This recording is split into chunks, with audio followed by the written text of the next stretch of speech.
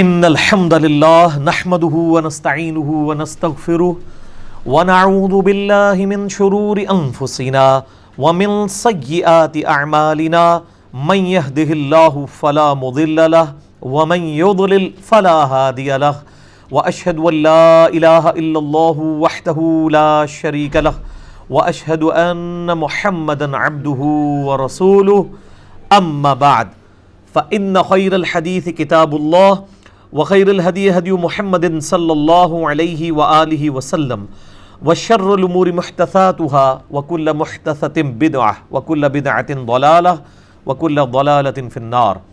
أعوذ بالله السميع العليم من الشيطان الرجيم من همزه ونفخه ونفثه. بسم الله الرحمن الرحيم.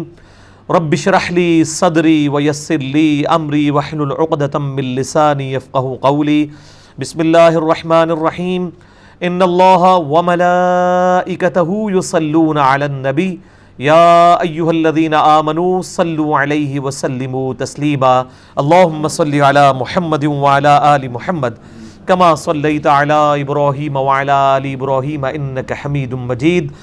اللہم بارک علی محمد وعلی آل محمد کما بارکت علی ابراہیم وعلی آل ابراہیم انک حمید مجید. اللہم ربنا آتنا فی الدنیا حسنة وفی الآخرة حسنة وقنا عذاب النار. ربنا آتنا من لدنک رحمة وہیئ لنا من امرنا رشدا. لا الہ الا انت سبحانک انی کنت من الظالمین. حسبنا اللہ ونعم الوکیل ولا حول ولا قوة الا باللہ العلی العظیم. یا حی یا قیوم برحمتک استغیث. آمین. الحمدللہ آج 25 مارچ 2018 کو سنڈے کے دن قرآن کلاس نمبر 287 میں ہم انشاءاللہ تعالی سورہ صاد کنکلوڈ کرنے جا رہے ہیں آیت نمبر 30 سے لے کر آن ورڈ. پچھلی دفعہ میرے بھائیوں سیدنا داود علی نبینا علیہ الصلاۃ والسلام کے حوالے سے ایک واقعہ ذکر ہوا تھا اسی سورہ صاد کی آیت نمبر 21 سے 26 تک. 99 دمبیوں والا واقعہ، 99 دمبیوں والا واقعہ کہ دو لوگ ان کے پاس آتے ہیں اور ان میں سے ایک شخص اپنا مقدمہ داود علیہ السلام کے سامنے پیش کرتا ہے اور کہتا ہے کہ میرا یہ ساتھی ہے، اس کے پاس آلریڈی 99 دمبیاں ہیں اور میرے پاس صرف ایک ہے، اور یہ مجھ پر اس حوالے سے زور لگا رہا ہے کہ وہ ایک دمبی بھی میں لے لوں. یعنی مجھ سے لینا چاہتا ہے زبردستی سے مراد یہ ہے کہ مجھے قائل کر کے چھیننا نہیں چاہتا، لیکن مجھے اس کے اوپر ایمفسائز کر رہا ہے. تو اس پہ پھر داؤد علیہ السلام کہتے ہیں کہ یہ تو زیادتی کر رہا ہے تمہارے ساتھ، اور پھر ان کو ساتھ ہی اپنی ایک لغزش کا احساس ہوتا ہے اور وہ اللہ کے حضور توبہ کرتے ہیں. اس حوالے سے کئی ایک اسرائیلی روایات ملتی ہیں، اور جو اس وقت ہمارے ہاتھوں میں انجیل مقدس موجود ہے جس میں اولڈ ٹیسٹیمنٹ، نیو ٹیسٹیمنٹ اور باقی سارے صحائف موجود ہیں، ان کے اندر بھی جو سموئیل والا چیپٹر ہے اس کے اندر ڈیٹیل کے ساتھ یہ واقعہ آیا ہے جو ٹیمپرڈ فارم میں ہے. انتہائی گستاخانہ واقعہ ہے کہ سیدنا داود علیہ السلام نعوذ باللہ اپنی ایک صحابی اوریہ جس کا نام تھا اس کی بیوی پر عاشق ہو گئے اور اسے قتل کروا دیا، اور پھر خود اس کے ساتھ شادی کر لی، اس سے سلیمان علیہ السلام پیدا ہوئے. نعوذ باللہ اس قسم کا پورے واقعات، اور اسی کی طرف اشارہ ہے کہ یہ جھوٹے واقعات انبیاء کرام علیہ السلام کی طرف لوگوں نے منسوب کیے، اور اس طریقے سے بھی انبیاء کو تکالیف دی گئیں، اور اس میں آپ صلی اللہ علیہ وآلہ وسلم کو بھی تسلی دی گئی کہ اگر آپ کے کریکٹر کو لوگ ملائن کرتے ہیں تو یہ کوئی نئی بات نہیں ہے، وقت کے پیغمبروں کے ساتھ ایسے معاملات پہلے بھی ہوتے چلے آئے ہیں. بہرحال اس حوالے سے جتنے بھی واقعات ہماری تفاسیر کی کتابوں میں ملتے ہیں وہ سب کے سب جھوٹے مردود قسم کے واقعات ہیں، زیادہ تر اسرائیلی روایات سے ہی ڈیڈکٹڈ ہیں. اس حوالے سے مولانا مودودی رحمہ اللہ تعالیٰ نے تفہیم القرآن کے اندر بڑا آپٹیمل سلوشن اس کا پیش کیا ہے. وہ جسے شوق ہو وہ ان آیات کی تفسیر میں دیکھ لے. ان کا موقف یہ ہے چند ایک تفسیر کی روشنی میں جو ابن جریر نے، یعنی تفسیر طبری جو اہل سنت کی پہلی تفسیر لکھی گئی ہے، امام ابن جریر الطبری المتوفی 310 ہجری، یعنی آپ سمجھ لیں وہ امام بخاری اور امام مسلم کے ہم اثر مفسرین میں سے ہیں، اور ابن کثیر نے بھی جتنا کچھ نقل کیا وہ ابن جریر سے ہی کیا، امام طبری سے بھی، انہی کو امام طبری بھی کہتے ہیں۔ یہ اہل سنت کے امام طبری ہیں، ایک اہل تشیع کے بھی ہیں، میں اہل سنت والے امام طبری کی بات کر رہا ہوں۔ تو انہوں نے ایک واقعہ اس حوالے سے نقل کیا ہے کہ بیسیکلی اس زمانے کے اندر یہ رواج تھا کہ کوئی بھی شخص کسی دوسرے شخص کو یہ آفر کر سکتا تھا کہ تم اپنی بیوی کو طلاق دے دو، میں اس سے شادی کرنا چاہتا ہوں، اور یہ کوئی چیز معیوب نہیں سمجھی جاتی تھی۔ کسی نہ کسی درجے میں ہمارے ہاں بھی یہ بات پائی جاتی تھی۔ جب آپ دیکھیں کہ مہاجرین ہجرت کر کے انصار کے پاس آئے ہیں مدینہ شریف میں، تو وہاں پر مہاجرین اور انصار کو جب مواخات کے ذریعے بھائی بھائی بنایا گیا، تو ان میں سے جن انصار مدینہ کی ایک سے زیادہ بیویاں تھیں، انہوں نے آفر کی کہ تم ان میں سے ایک بیوی پسند کر لو، ہم اسے طلاق دیتے ہیں۔ تو ہم نے جہاں پہ اپنے مہاجر بھائیوں کو اسٹیبلش کرنے کے لیے فائنینشلی سپورٹ کیا ہے، تو اس حوالے سے بھی سپورٹ کر دیتے ہیں کہ وہ ان عورتوں کے ساتھ شادی کر لیں۔ ظاہر ہے اس وقت عورتوں سے شادی کرنا ایک مشکل کام تھا، حق مہر کا ارینجمنٹ اور بڑی اس طرح کی تفصیلات ہوتی تھی، جس کی وجہ سے ایک غریب آدمی کے لیے شادی کرنا مشکل ہو جاتا تھا، اور آج کل بھی شاید کسی حوالے سے مشکل ہو چکا ہے۔ تو داؤد علیہ السلام نے بھی اس طرح کی ایک آفر والا معاملہ کیا، اور وہ آفر پھر ان کی ایکسیپٹ نہیں ہوئی۔ بس اتنا ایک واقعہ تھا، اس کو بگاڑ کے پھر اس طرح اس میں یعنی اس بلو پرنٹ کے اندر ایسے رنگ بھرے گئے کہ اسے ایک بڑا آپ سمجھ لیں سیکسی قسم کا واقعہ بنا کے انبیاء کرام علیہ السلام کی تحقیر کی گئی اور پیش کیا گیا کہ جی اس طریقے سے انہوں نے قتل کروا دیا۔ اور یہ واقعہ پھر میں نے کئی دفعہ بیان کیا کہ ہماری تصوف کی کتابوں میں بھی آیا، یعنی کشف المحجوب جو تصوف میں فارسی زبان کے اندر ایک ٹیکسٹ بک مانی جاتی ہے، اس کتاب میں بھی جو صحو اور سکر کا چیپٹر ہے، چیپٹر نمبر 16، اس کے اندر بھی اس قسم کا ایک واقعہ حضرت داؤد علیہ السلام والا یہ نقل ہوا، اور نبی صلی اللہ علیہ وآلہ وسلم سے ریلیٹڈ بھی جو ہے وہ سکر والے اعتبار سے زید ابن حارثہ کی بیوی کے ساتھ ایک معاملہ نقل کیا گیا۔ آپ یوٹیوب پہ جا کے لکھیں نبی صلی اللہ علیہ وآلہ وسلم کو بدنام کرنے والے واقعات، تو اس میں نے اس کو ڈسکس کیا ہے۔ اور ایک میری زندگی کا سب سے اہم ترین لیکچر جو میں اکثر کہتا ہوں کہ قیامت والے دن اللہ کے حضور میں جو اپنے نامہ اعمال میں سب سے بہترین چیز عبادات کے بعد، فرائض کے بعد جو پیش کر سکتا ہوں، وہ میرا شورا آفاق وہ لیکچر ہے جو آج سے تقریباً 6 سال پہلے ریکارڈ ہوا، مسئلہ نمبر 71B، انڈیا اور پاکستان کے بزرگوں کی 19 گستاخانہ عبارات کا تحقیقی جائزہ۔ چونکہ بزرگ پرستی کی وجہ سے لوگ کتاب و سنت کو ماننے کے لیے تیار نہیں ہوتے یہاں سب کانٹیننٹ میں، تو میں نے وہ عکاس بیل جو ہے اس کے ذریعے اتاری ہے تاکہ لوگوں کو سمجھ آئے کہ ہم نے اگر اپنا تعلق مضبوط کرنا ہے تو اللہ اور اس کے محبوب صلی اللہ علیہ وآلہ وسلم کے ساتھ کریں، اور اپنے اپنے بزرگوں سے، اپنے اپنے جو بابے ہیں اور عقائد پیش کرنے والے ہمارے بڑے بڑے علماء جنہوں نے فرقے بنائے ہیں، ان سے دستبردار ہو جائیں، ان کے معاملہ اللہ کے سپرد کرتے ہیں، وہ جانے اللہ کا معاملہ، ان کے ساتھ جو کچھ کرنا ہے اللہ نے۔ ہم کسی کی وجہ سے اپنا چہرہ کیوں پیٹ پیٹ کے سرخ کر لیں؟ اگر ہمیں یہ بات پتہ چل گئی کہ یہ بات صحیح ہے اور یہ غلط ہے تو ہم حق اور باطل میں تمیز کر کے حق بات کو ایکسیپٹ کریں۔ تو یہ واقعہ جو ہے وہ بیسیکلی اتنا ہی تھا، اس کو پھر رنگ بھر کے تو عجیب و غریب طریقے سے پریزنٹ کیا گیا۔ تو داؤد علیہ السلام چونکہ پیغمبر تھے، ان کی طرف سے ایسی چیز بھی جو معاشرے کے اندر جواز کے درجے میں بھی ہو لیکن وہ معیوب ہو پیغمبر کی عصمت کے پوائنٹ آف ویو سے، تو اس کے اوپر بھی اس حوالے سے گرفت کی گئی۔ اور انبیاء کرام علیہ السلام کی جو عصمت کا معاملہ ہے یہ بھی بڑا ایگزیجریٹ ہوا ہے اہل سنت کے ہاں بھی اور اہل تشیع کے ہاں بھی، اور میں اس میں بڑا ایک یعنی جس کو کہتے ہیں کھل ڈل کے ببانگ دوہل یہ بات کہتا ہوں کہ عصمت انبیاء کا عقیدہ جو ہمارے اہل سنت اور اہل تشیع کی عوام کے اندر پایا جاتا ہے، اس عصمت انبیاء کے عقیدے کا کوئی لینا دینا ہی نہیں ہے قرآن حکیم اور صحیح الاسناد احادیث کے ساتھ۔ انہوں نے تو انبیاء کرام علیہ السلام کو ایز اے روبوٹ پیش کیا ہے کہ جیسے انبیاء کرام علیہ السلام جو ہیں وہ روبوٹ کی شکل میں ہیں، اور ان کے ساتھ نہ کوئی نفسانی خواہشات لگی ہوئی ہیں، نہ ان سے کوئی لغزش ہو سکتی ہے۔ دوسری طرف قرآن حکیم میں حضرت آدم علیہ السلام کی لغزش کا ذکر ہے، حضرت نوح علیہ السلام کی لغزش کا ذکر ہے، حضرت موسیٰ علیہ السلام کی لغزش کا ذکر ہے، حضرت ابراہیم علیہ السلام کی لغزش کا ذکر ہے۔ نبی صلی اللہ علیہ وآلہ وسلم کے مختلف مقامات پر 4 جگہ اللہ تعالیٰ کی طرف سے کئی معاملات کے اندر عتاب قرآن حکیم میں نازل ہوا۔ تو انبیاء کرام روبوٹ نہیں ہوتے، کئی ایک معاملات میں وہ اجتہاد بھی کر لیتے ہیں۔ یہ وما ینطق عن الہوا ان ہوا الا وحی یوحا کہ یہ نبی صلی اللہ علیہ وآلہ وسلم اپنی خواہش نفس سے کچھ نہیں کہتے، یہ وہی کہتے ہیں جو اللہ ان کو وحی کرتا ہے۔ اس سے مراد صرف قرآن حکیم ہے، یہ شرعی معاملات ہیں۔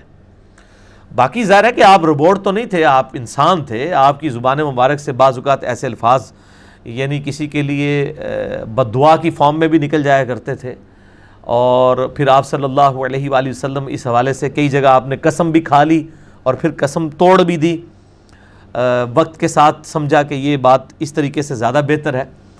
تو یہ ایک بڑا نازک ٹاپک ہے، میں اب اس کو دوبارہ سے ہاتھ نہیں ڈالنا چاہتا، میں آلریڈی اس کے اوپر 3 گھنٹے بول چکا ہوں۔ عصمت انبیاء کے عقیدے پہ شبہات کا تحقیقی جائزہ، مسئلہ نمبر 88A اور 88B، ہماری ویب سائٹ ahlsunnatpak.com پہ آپ دیکھ سکتے ہیں۔ یوٹیوب کے اوپر بھی جا کے کریکٹ اسپیلنگ لکھتے ہیں 88A مسئلہ MAS اپوسٹرافی والا کامہ ALAH، تو وہ لیکچر کھل جائے گا تو آپ کو پتہ چل جائے گا کہ عصمت انبیاء کا عقیدہ کہاں تک درست ہے اور کہاں تک ایگزیجریٹڈ ہے۔ عام آدمی یہ مسئلے ڈسکس کرتے ہوئے بیچارے ڈرتے ہیں، وہ کہتے ہیں یار ہم کسی سے پوچھ لیں گے کہ بھی انبیاء کی غلطیاں آئی ہیں تو وہ گستاخ رسول کا وہ فتویٰ نہ لگا دے، تو اس لیے یہ معاملات کو اس طریقے سے بیان نہیں کیا جاتا۔ حالانکہ خود قصہ آدم اور ابلیس 7 دفعہ قرآن میں نقل ہوا ہے، تو اب کون سا بیوقوف ہے جس کے دماغ میں یہ بات نہ آئے کہ بھئی آدم علیہ السلام سے غلطی تو ہوئی ہے۔ ہاں گناہ و لغزش میں معاملے میں فرق ہے، ایک ہوتا ہے غلطی کے اوپر ڈھٹائی کرنا، اور ایسی غلطی کہ جو گناہ کے زمرے میں فال کرتی ہو، حرام ہو، اس کے اوپر ڈٹے رہنا۔ یہ انبیاء والا معاملہ یہ نہیں ہوتا، انبیاء کرام علیہ السلام سے لغزش والا معاملہ ہو جاتا ہے، جو ان کی شایان شان نہیں ہوتا تو اللہ تعالیٰ بسا اوقات ان کو اس حوالے سے کہتا ہے کہ یہ آپ کی شایان شان نہیں ہے، آپ کو ایسا نہیں کرنا چاہیے تھا۔ نبی علیہ السلام کے بارے میں بھی آیا، غزوہ بدر کے قیدیوں کو چھوڑ دیا تھا، تو کتنی سخت آیات نازل ہوئیں اللہ تعالیٰ کی طرف سے، اور صحیح بخاری مسلم میں احادیث بھی موجود ہیں اس حوالے سے۔ تو وہ مسئلہ نمبر 88A اور 88B دیکھ لیں جسے شوق ہے۔ تو یہ میں نے کلیریفیکیشن دے دی۔ آج انشاءاللہ تعالی ہم آیت نمبر 30 سے آنورڈ سٹارٹ کریں گے سورہ صاد کی۔ اعوذ باللہ من الشیطان الرجیم، بسم اللہ الرحمن الرحیم۔ وَوَهَبْنَا لِدَاوُودَ سُلَيْمَانَ، اور ہم نے داؤد علیہ السلام کو سلیمان جیسا فرزند عطا فرمایا۔ نعم العبد، کیا ہی خوبیوں والا وہ بندہ تھا، انہو اواب، وہ بھی بہت رجوع لانے والا تھا، یعنی اپنی باپ کی طرح ان کے اندر بھی یہ کوالٹی تھی کہ وہ اپنی غلطیوں کے اوپر، اپنی لغزشوں کے اوپر، گناہ کا لفظ نہیں ہم انبیاء کے لیے بولتے، رجوع لانے والے تھے۔ اذ عرض علیہ بالعشی الصافنات الجیاد، جب کہ ان پر پیش کیے گئے دوپہر کے وقت تیز رفتار گھوڑے۔ کھول لیں اس کو، قرآن بھی سامنے۔ فقال انی احببت حب الخیر عن ذکر ربی، تو انہوں نے کہا کہ ان گھوڑوں کی محبت مجھے اپنے رب کی یاد کے حوالے سے اس نے غافل کیا۔ یہ عن ذکر ربی کا مطلب ہے کہ اللہ کے ذکر سے مجھے دور کر دیا ان گھوڑوں کی محبت نے۔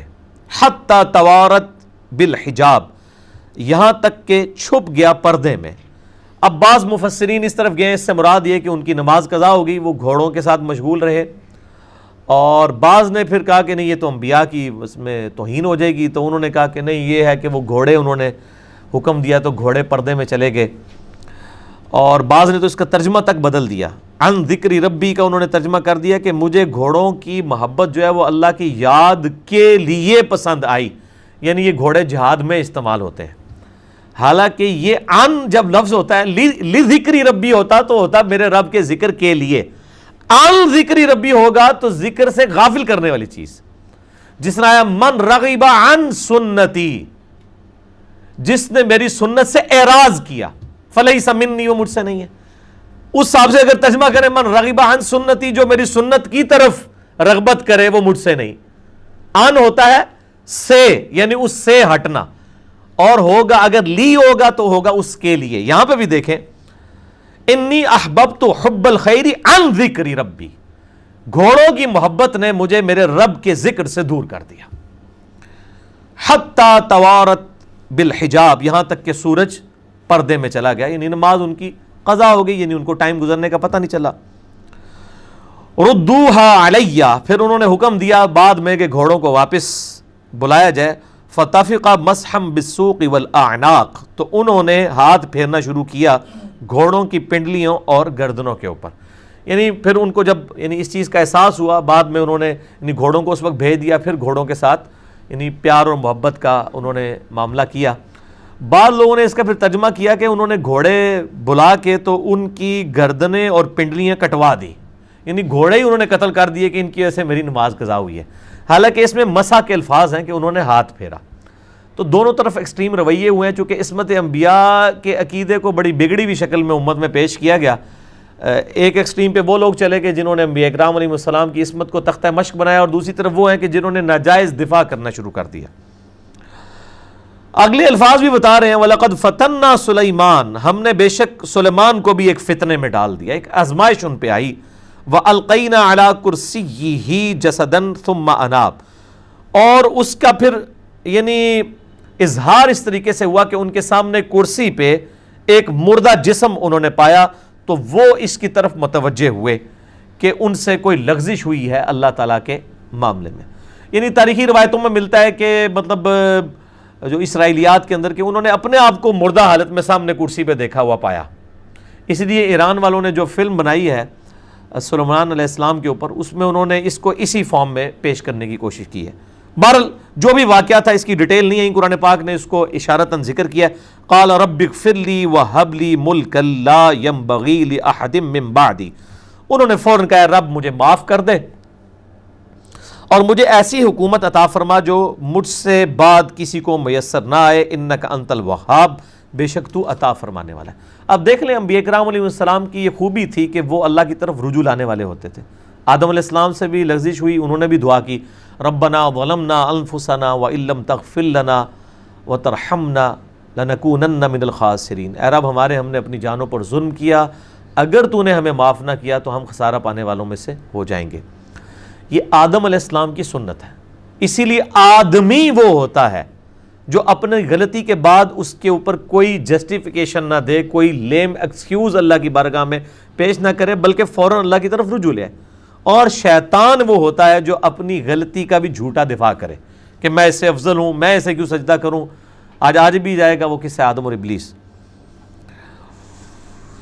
فَسَخَّرْنَا لَهُ الرِّيحَ تَجْرِي بِأَمْرِهِ رُخَاءً حَيْثُ أَصَابَ، پس ہم نے ہواؤں کو مسخر کر دیا سلیمان علیہ السلام کے لیے، وہ ان کے حکم سے آرام کے ساتھ چلتی تھی جس طرح وہ حکم فرماتے تھے. اللہ تعالیٰ نے ان کو یہ معجزہ عطا فرمایا. وَالشَّيَاطِينَ كُلَّ بَنَّاءٍ وَغَوَّاصٍ، اور کئی دیو ہیکل جنات بھی ان کے قبضے میں دے دیے جو کہ ان کے لیے عمارتیں تعمیر کرتے تھے اور سمندروں میں غوطے بھی لگاتے تھے. یہ جو اتنی بڑی جو اس وقت ٹیمپل آف سلیمان بنا ہوا ہے، وہ ہیکل سلیمانی کی جو ایک دیواریں گری ہے جسے ویلنگ وال کہتے ہیں، جس کے آگے وہ یہودی یوں کر کے رو کے تورات پڑھ رہے ہوتے ہیں، وہ اتنے بڑے بڑے پتھر اس زمانے میں اٹھا کے اس طریقے سے رکھنا واقعتاً لگتا ہے کہ یہ جنات کے ذریعے ہی اس کی تعمیر کروائی گئی ہے. وَآخَرِينَ مُقَرَّنِينَ فِي الْأَصْفَادِ، اور کئی ایک ایسے جنات بھی تھے جو سرکش تھے، ان کو باندھ دیا گیا زنجیروں میں. سلیمان علیہ السلام کو اللہ نے طاقت دی تھی ان شیاطین اور جنات کے اوپر. هَذَا عَطَاؤُنَا فَامْنُنْ أَوْ أَمْسِكْ بِغَيْرِ حِسَابٍ، اے سلیمان علیہ السلام یہ ہماری عطا ہے جو ہم نے آپ کو کی، آپ کو جو کچھ ہم نے عطا کیا آپ کی مرضی ہے، جس کو آگے دیں اور جس سے روک لیں. اتنی بڑی بادشاہت ہے، کسی کو زمین الاٹ کرنا چاہتے ہیں وہ کر دیں. یہ نہیں کہ سلیمان علیہ السلام لوگوں کو بچے دیتے تھے یا تقدیر کے فیصلے کر لیتے تھے، یہ اس کا مطلب نہیں ہے. جو ان کو گیون سرکمسٹانسز تھے اس کے اندر جو کچھ اللہ نے ان کو عطا فرمایا تھا وہ لوگوں کو بھی اس میں تقسیم کرنے والے تھے. غریب نواز تھے، فیاض تھے، سخی تھے، اللہ کے دیے ہوئے مال میں سے لوگوں میں تقسیم کرنے والے تھے. وَإِنَّ لَهُ عِندَنَا لَزُلْفَىٰ وَحُسْنَ مَآبٍ، اور بے شک ہمارے ہاں ان کے لیے بہت بڑا قرب اور خوبصورت انجام ہے قیامت والے دن. وَاذْكُرْ عَبْدَنَا ایوب، اور یاد کیجئے ہمارے بندے ایوب علیہ السلام کو بھی. اِذْ نَادَىٰ رَبَّهُ أَنِّي مَسَّنِيَ الشَّيْطَانُ، جب انہوں نے اللہ کے حضور دعا کی کہ اے میرے رب مجھے شیطان نے چھوا ہے، بِنُصْبٍ وَعَذَابٍ، تکلیف کے ساتھ اور دکھ کے ساتھ. شیطان نے مجھے تکلیف میں ڈال دیا ہے، مجھے بیماری میں ڈال دیا ہے، مجھے مصیبت میں ڈال دیا ہے. اللہ کے نیک بندوں کی یہی معاملات ہوا کرتے تھے. ویسے تو ہر شر اور خیر کا خالق اللہ ہے، اس میں کوئی شک نہیں. یہ نہیں ہے کہ شر کا خالق شیطان ہے اور خیر کا اللہ ہے، لیکن نیک بندے کی نشانی یہ ہوتی ہے کہ وہ اگر اللہ کی طرف سے کوئی آزمائش آتی ہے تو وہ اسے اپنے اعمال کی شامت تصور کرتا ہے، اپنی غلطی کے اعتبار سے اللہ کی طرف سے آزمائش تصور کرتا ہے، اور جب ایسی غلطی ہے تو وہ فوراً اللہ کی طرف رجوع لاتا ہے کہ شیطان نے مجھ سے یہ کام کروایا، اے اللہ مجھے بخش دے۔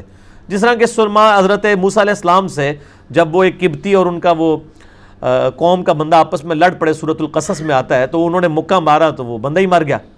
اب ظاہر قتل تو بہت بڑا جرم ہے، تو ادھر بھی حضرت موسیٰ علیہ السلام کے بھی الفاظ ہے کہ اللہ شیطان نے مجھ سے یہ کام کروایا، اللہ مجھے معاف کر دے۔ ارکض برجلک ھذا مغتسل بارد وشراب، حکم ہوا اللہ تعالیٰ کی طرف سے کہ زمین پر مارو اپنا پاؤں، یہ نہانے کے لیے ٹھنڈا پانی اور پینے کے لیے بھی پانی تمہیں میسر کرے گا۔ ایوب علیہ السلام کو اللہ تعالیٰ نے انتہائی بیماری کے ذریعے آزمایا تھا۔ یہ جو عوام کے اندر مشہور ہے کہ ان کے جسم میں کیڑے پڑ گئے تھے اور وہ کیڑا کو نیچے اترتا تھا پھر اٹھا کے اپنے اوپر رکھ لیتے تھے، واٹ نان سینس دس یار، یعنی یہ انبیاء کرام کا کون سا کریکٹر آپ لوگوں کے سامنے پیش کرتے ہیں؟ یعنی انبیاء کرام علیہ السلام کو اگر بیماری آتی تھی وہ اللہ کی طرف رجوع لاتے تھے، وہ علاج کروایا کرتے تھے۔ مطلب نبی صلی اللہ علیہ وسلم کے بارے میں صحیح بخاری میں آتا ہے کہ ایک شخص پیش ہوا، اس نے کہا میرے بھائی کا پیٹ جو ہے وہ خراب ہو گیا، آپ نے فرمایا اسے شہد دو، آپ نے یہ تو نہیں فرمایا خراب ہے تو اور خراب کرو، ٹھیک ہے۔ کہتے ہیں جی داؤد حضرت ایوب علیہ السلام کے جسم پہ کیڑے پڑے تھے، وہ جب کیڑا نیچے کو گرتا تھا پھر اٹھا کے اوپر رکھ لیتے تھے کہ جی اللہ نے منہ کیڑے پائے نے۔ یعنی یہ اتنی نان سینس اپروچ ہے جو لوگوں کے اندر اسلام کو متنفر کرنے والی باتیں، یہ کسی بھی حدیث کے اندر اس طرح کے واقعات موجود نہیں ہیں۔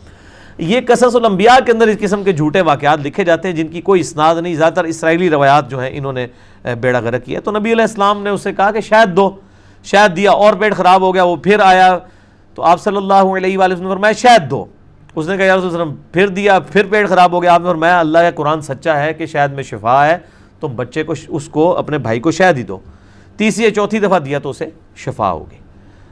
اور بخاری مسلم میں حدیث ہے کہ اللہ تعالیٰ نے کوئی بیماری ایسی پیدا نہیں کی ہے جس کی دوا نہ ہو، اور جب وہ دوا اس بیماری کے موافق ہو جاتی ہے تو اللہ کے حکم سے شفا ہو جاتی ہے۔ تو اللہ تعالیٰ نے ہر بیماری کی شفا پیدا کی ہے سوائے موت کے، جو صحیح بخاری میں حدیث ہے کہ کلونجی میں موت کے علاوہ ہر مرض کی دوا موجود ہے۔ تو موت کا تو کوئی علاج نہیں ہے، موت کی بیماری ایسی بیماری ہے کہ یہ تو تکلیف انبیاء پہ بھی آئی، کل نفس ذائقۃ الموت، ہر ذی روح کو موت کا مزہ چکھنا ہے۔ تو اللہ تعالیٰ فرماتا ہے پھر اللہ تعالیٰ نے ان سے آزمائش دور کی، ان کو حکم ہوا کہ اپنا پاؤں زمین کے اوپر مارو، پاؤں کی وجہ سے چشمے جاری ہوئے، اللہ تعالیٰ نے ان کو یعنی دوبارہ سے صحت دی۔ وَوَهَبْنَا لَهُ أَهْلَهُ وَمِثْلَهُمْ مَعَهُمْ رَحْمَةً مِنَّا وَذِكْرَىٰ لِأُولِي الْأَلْبَابِ، ہم نے ان کو مزید اہل و عیال جو ان کے پہلے یعنی اولاد بھی مر گئی، بیوی بھی مر گئی، بچے بھی مر گئے، اللہ تعالیٰ کہتے ہیں ہم کو ان کو نئی بیوی بچے دیے، اس کے مثل اور عطا فرما دیے اپنی طرف سے رحمت۔ اور یہ اللہ تعالیٰ کی طرف سے بطور نصیحت اور اہل عقل کے لیے نشانی ہے کہ اللہ تعالیٰ ان مع العسر یسرا، ہر مصیبت کے بعد آسانی آتی ہے، کسی کو دنیا میں نہ بھی ہے آخرت میں تو آئی جانی ہے۔ وَخُذْ بِيَدِكَ ضِغْثًا فَاضْرِب بِهِ وَلَا تَحْنَثْ، پھر ان کو حکم ہوا اللہ تعالیٰ کی طرف سے کہ ایک یعنی مٹھی بھرو تنکوں کی اور اس سے مارو اور اپنی قسم نہ توڑو۔ انہوں نے اپنی لونڈی کے بارے میں یہ قسم کھا لی تھی جو روایتوں میں ملتا ہے، لونڈی تھی یا بیوی تھی، کہ میں تمہیں جو ہے وہ 100 ڈنڈے ماروں گا کسی معاملے میں، تو اللہ تعالیٰ میں اپنی قسم نہ توڑو، تم اس کے بدلے جو ہے وہ 100 تنکے جمع کر کے یہ تنکے جو ہے وہ ایک جھاڑو اس کو مار دو تو یہ اس کا ایکویلنٹ ہو جائے گا۔ یعنی اسپیشلی حضرت ایوب علیہ السلام کو اللہ تعالیٰ نے اس کا ایکویلنٹ دیا۔ اسی کو ہیلے کے طور پہ پھر جو ہے وہ حنفیوں نے اڈاپٹ کر لیا، انے نو کے چاہیے 2 اکھاں، تو وہ اس واقعے سے انہوں نے پلی لی، پھر ہر معاملے کے انہوں نے ہیلے بنانے شروع کر دیے۔ یعنی فتاوی عالمگیری میں لکھا ہوا ہے کہ اگر کسی عورت کے پاس جو ہے وہ 7.5 تولے سونے سے زیادہ سونا موجود ہے تو وہ سال پورا ہونے سے 1 دن پہلے اپنے خامند کو وہ سونا گفٹ کر لے تو اس کو زکوٰۃ نہیں دینی پڑے گی، کوئی سال ہی نہیں پورا ہوا۔ پھر جب خامند کا سال پورا ہونے لگے وہ 1 دن پہلے اپنی بیوی کو گفٹ کر دے، اس طرح گڈی گڈے تک کھیڑ دے رہا تو کوئی زکوٰۃ ہی نہیں۔ تو وہ پھر پلی اس طرح کی چیزوں سے لے رہے ہوتے ہیں۔ بھائی یہ وحی کے ذریعے ایک خاص واقعہ ہے حضرت ایوب علیہ السلام کا اس کو بنیاد بنا کے اس قسم کے آگے پھر ایک پوری ڈاکٹرائن کھڑی کر دینا، یہ بہت بڑا ظلم ہے۔ اور اچھا یہ ایسے ظالم ہیں، اس سے تو یہ رزلٹ نکالتے ہیں۔ اور دوسری طرف جو اصحاب سبت والا واقعہ ہے مچھلیوں کا، انہوں نے جو ہیلا کیا تھا کہ ہفتے والے دن وہ شکار تو نہیں کرتے تھے، لیکن انہوں نے سمندر کے ایڈجسنٹ، سمندری جھیلوں کے ایڈجسنٹ گھڑے کھود رکھے تھے۔ وہ مد و جزر کی وجہ سے مچھلیاں جو ہیں وہ ہفتے والے دن اس میں آ جاتی تھیں، اور جب پانی اتر جاتا تھا ان گڑھوں میں سے شکار کر لیتے تھے۔ تو وہ کونوا قردۃ خاسئین، اللہ نے فرمایا کہ یہ پھٹکارے ہوئے بندر بن جاؤ۔ اچھا وہ ہیلا بازی کی جو سزا ہے وہ کسی کو نظر نہیں آتی کہ اس قسم کے ہیلے بنانا اور اللہ تعالیٰ کے احکامات کا مذاق اڑانا، یہاں تو کوئی اللہ کا حکم ٹوٹا ہی نہیں ہے۔ ایک انہوں نے منت مانی تھی، اللہ تعالیٰ نے فرمایا کہ اس قسم کو توڑو مت، تم اس طریقے سے اس کی جو ہے وہ کر لو۔ اس سے وہ اتنا بڑا ایکسٹریم رویہ جو ہے وہ اڈاپٹ کر لینا، یہ بہت بڑا ظلم ہے۔ آگے بیٹھے، آگے وہ تو دروازے پہ نہیں، آگے، ٹھیک ہے، یہ بہت بڑا ظلم ہے۔ تو اللہ تعالیٰ فرماتا ہے کہ ہم نے کہا قسم مت توڑو، انا وجدناہ صابرا، ہم نے ان کو بے شک صبر کرنے والا پایا تھا، نعم العبد، کتنی خوبیوں والے بندے تھے ایوب علیہ السلام، انہ اواب، وہ بھی ہماری طرف متوجہ ہونے والے تھے بے شک۔ وَاذْكُرْ عِبَادَنَا ابراہیم و اسحاق و یعقوب، اور یاد کیجئے ہمارے بندوں کو، ابراہیم علیہ السلام کو، اسحاق علیہ السلام کو، اور اسحاق کے بیٹے یعقوب علیہ السلام کو۔ اُولِي الْأَيْدِ وَالْأَبْصَارِ، کتنی ہی قوت اللہ نے ان کو دی تھی اور کتنے ہی روشن بصیرت والے وہ لوگ تھے۔ اِنَّا أَخْلَصْنَاهُمْ بِخَالِصَةٍ ذِكْرَ الدَّارِ، ہم نے ان کو اپنے لیے مخلص کر لیا تھا، اپنے لیے خالص کر لیا تھا، چن لیا تھا، اس اعتبار سے کہ وہ آخرت کی یاد ان کے دلوں میں ڈال دی تھی۔ یعنی اللہ کا چنا ہوا بندہ وہ ہے کہ جو آخرت سے غافل نہ ہو، ہر وقت آخرت کی یاد اس میں ہو کہ اللہ کے حضور میں نے پیش ہونا ہے، اپنے اعمال کا حساب و کتاب والا معاملہ ہونا ہے۔ اس وجہ سے انبیاء کرام کو اللہ تعالیٰ فرماتا ہے کہ ہم نے چنے ہوئے بندے تھے، یعنی وہ چنے ہوئے بندے اس اعتبار سے تھے کہ گاڈ کانشسنس تھی، تقویٰ تھا، آخرت کی یاد تھی ان کے دلوں کے اندر۔ تو اس کا یہ مطلب نہیں ہے کہ وہ چنے ہوئے اس اعتبار سے تھے کہ وہ لوگوں کہتے تھے جو ہمارا مرید ہو جائے تو ہم تو اس وقت تک جنت میں نہیں جائیں گے جب تک ان کو ساتھ جنت میں نہ لے جائیں۔ وہ خود بھی اپنی جنت کی فکر میں ہوتے تھے، خود بھی آخرت کی طرف، اللہ کی طرف رجوع لانے والے ہوتے تھے۔ وَإِنَّهُمْ عِنْدَنَا لَمِنَ الْمُصْطَفِينَ الْأَخْيَارِ، اور یہ حضرات ہمارے نزدیک چنے ہوئے بندے اور بہترین لوگ تھے۔ مصطفیٰ کہتے ہیں چنے ہوئے کو، نبی صلی اللہ علیہ وآلہ وسلم کا بھی ایک نام مصطفیٰ ہے۔ وَاذْكُرْ إِسْمَعِيلَ وَالْيَسْعَ وَذَا الْكِفْلِ، اور یاد کیجئے اسماعیل علیہ السلام کو اور یسع کو اور ذو الکفل کو، یہ سارے انبیاء ہیں بنی اسرائیل کے۔ اسماعیل علیہ السلام جو ہیں وہ حضرت ابراہیم علیہ السلام کے بیٹے ہیں، باقی جو ہیں وہ بنی اسرائیل میں سے۔ وَكُلٌّ مِّنَ الْأَخْيَارِ، یہ سب کے سب لوگ چنے ہوئے بندے تھے۔ هذا ذکر، یہ ہے نصیحت۔ وَإِنَّ لِلْمُتَّقِينَ لَحُسْنَ مَآب، بے شک پرہیزگاروں کے لیے بہت ہی عمدہ ٹھکانہ ہے۔ یعنی قرآن کے ذریعے نصیحت کی جا رہی ہے، لیکن اس نصیحت کے بعد جو پرہیزگاری کی روش اختیار کرے گا اسی کو جنت ملے گی۔ دودھ پینے والے مجنو کے لیے کوئی جنت نہیں ہے، بلکہ جو شخص اللہ کا تابع فرمان ہوگا اسی کے لیے جنت والا معاملہ ہوگا۔ جنات عدن مفتحۃ لہم الابواب، سدا بہار باغات ہوں گے جنت میں ان کے لیے جس کے دروازے کھلے ہوں گے۔ متقین فیہا یدعون فیہا بفاکہۃ کثیرۃ وشراب، اور اس کے اندر وہ تکیہ لگائے ہوئے جنتی بیٹھے ہوں گے اور وہاں وہ طلب کرتے ہوں گے طرح طرح کے پھل اور طرح طرح کے مشروبات۔ وعندہم قاصرات الطرف اتراب، اور ان کے پاس نیچی نگاہوں والی وہاں پہ حوریں ہوں گی اللہ تعالیٰ کی طرف سے، ان کی ہم مثل، یعنی انہی کی طرح کی خوبصورت اور ان کی ہم عمر۔ ھذا ما توعدون لیوم الحساب، یہ ہے جس کا تم سے وعدہ کیا جاتا ہے قیامت کے دن۔ ان ھذا لرزقنا ما لہ من نفاذ، یہ ہے ہمارا رزق جو کبھی ختم نہیں ہوگا۔ یعنی اصل ختم نہ ہونے والا جو رزق ہے وہ جنت کا رزق ہے جس کو کبھی بھی فنا نہیں آنی، وہ ہمیشہ رہے گا۔ وَإِنَّ لِلطَّاغِينَ لَشَرَّ مَآب، اب سائملٹینیس کنٹراسٹ ہے کہ جو سرکش لوگ ہیں ان کا ٹھکانہ ہوگا برا، جہنم، جہنم، یصلونہا فبئس المہاد، وہ اس میں داخل ہوں گے اور کیا ہی تکلیف دہ بچھونا ہوگا ان کے لیے. ھذا فلیذوقوہ حمیم وغساق، یہ کھولتا ہوا پانی اور پیپ ہے جسے وہ پئیں گے. وآخر من شکلہ ازواج، اور اس کی مانند اور بھی طرح طرح کے عذابات کی شکلیں ہوں گی. والعیاذ باللہ تعالی. اللہم اجرنا من النار، اللہم اجرنا من النار، اللہم اجرنا من النار. اللہم من احییتہ منا فاحیہ علی الاسلام ومن توفیتہ منا فتوفہ علی الایمان. آمین. اب یہاں پہ بڑی کانٹے کی ایک بات آنے لگی ہے کہ یہ جو دوزخ میں پہنچے ہوئے لوگ ہیں نا، یہ اپنے بزرگوں کی وجہ سے دوزخ میں گئے تھے. اور بزرگ سے مراد صرف ان کے آباء و اجداد نہیں بلکہ ان کے دینی لیڈرز، جنہوں نے دنیا میں ان کو غلط امیدیں دلا دی تھی، ان کا اب ذکر آ رہا ہے.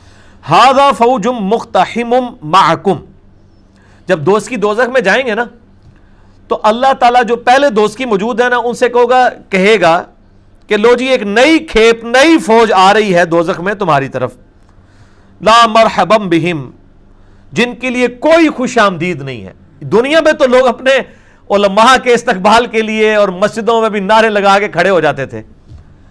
اب یہاں پہ جب ان کے علماء اور ان کے بزرگ جنہوں نے ان کو گمراہ کیا ہوگا، یا ان کے بڑے بڑے لیڈران جن کے لیے یہاں وہ نعرے مار مار کے گلے پھاڑتے تھے اور مرحبا مرحبا اور ویلکم کہتے تھے ان کو، اللہ تعالیٰ ماتا ہے انہی دوستیوں کے پاس جب ان کے لیڈر جب بعد میں داخل کیے جائیں گے نا دوزخ میں، تو اللہ تعالیٰ گا یہ لو یہ آئی ہے نئی کھیپ جن کے لیے اب کوئی خوش آمدید نہیں ہے. دنیا جی نعرے لگ دے سن، فلانے دے نعرے وجن گے، یہ ہوتے ہی وجدے نے.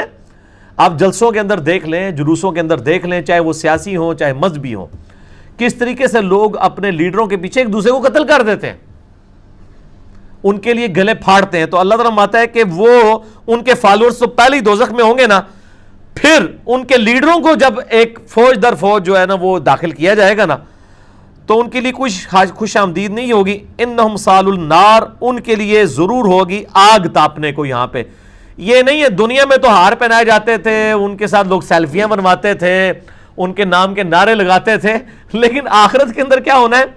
ان کے لیے آگ ہی ہے. آگے کیا ہوگا؟ قالوا بل انتم لا مرحبا بکم. تو اب وہ فالوور کہیں گے کہ اچھا تسی آ رہے سو، سانو واضح پہلے ہی آ گئی سی فرشتہ کی طرفوں کہ نئی فوج آن لگی ہے دوزخ کی. تے بزرگو تسی آ رہے ہو، کوئی خوش آمدید نہیں تھے، کوئی تواڈے نعرے نیچے بجنے. وہ دنیا میں مار مار کے ہم نے جو ہے وہ جی ہمارے سلسلے میں مرید ہو جائیں تو ہمارے پیر صاحب اس وقت تک جنت میں نہیں جائیں گے جب تک کہ آپ کو نہ لے جائیں. ہمارے ایک آفس کے اندر کولیگ تھے، کتاب و سنت کے منہج کے اوپر آئے الحمدللہ. تو انہی دنوں ایک وہاں پہ اجتماع بھی تھا، تو وہ ان کے زبردستی جو باقی حنفی بھائی تھے ان کو اس اجتماع کے اندر لے گئے. دیوبند مکتبہ فکر سے وہ تعلق رکھنے والے تھے پہلے.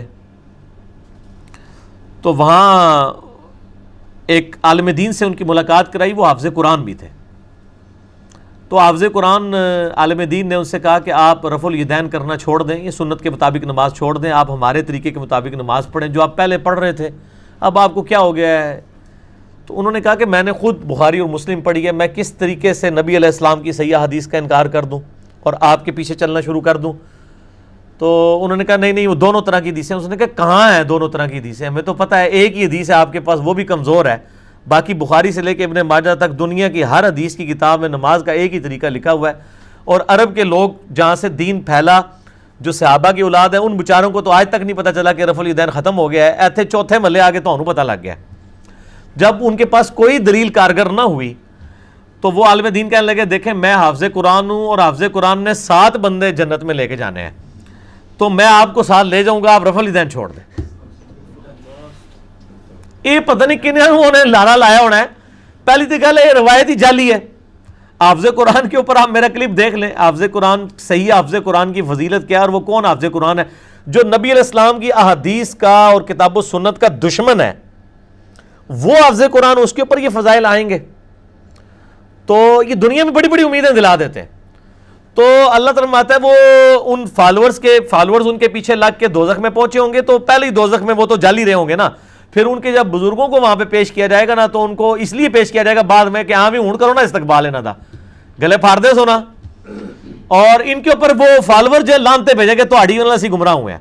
اچھا یہ بھی بات پتہ چلی کہ لیم ایکسکیوز اللہ کی بارگاہ میں یہ کوئی ایکسیپٹیبل نہیں ہے کہ کوئی شخص کہے کہ جی چونکہ میرا تو کام تھا, میں اپنے بزرگوں کے پیچھے لگا رہا, اگر بزرگ غلط ہوئے تو مجھے تو اللہ تعالیٰ چھوڑ ہی دے گا, میرے بزرگوں کو یا علماء کو پکڑ لے گا. ایسا نہیں ہے, دونوں کو پھینکے گا. اور سورہ حمیم سجدہ میں, سورہ الاحزاب میں آتا ہے اللہ ہمارے بزرگوں کو دگنا عذاب دے. سورۃ الاعراف میں بھی آتا ہے کہ جن کی وجہ سے ہم گمراہ ہوئے, اللہ فرمائے گا تمہارے بزرگوں کے لیے بھی دگنا عذاب ہے, تمہارے لیے بھی دگنا عذاب ہے, کیونکہ تم بھی تو اپنے آنے والوں کے بزرگ بنے ہو نا.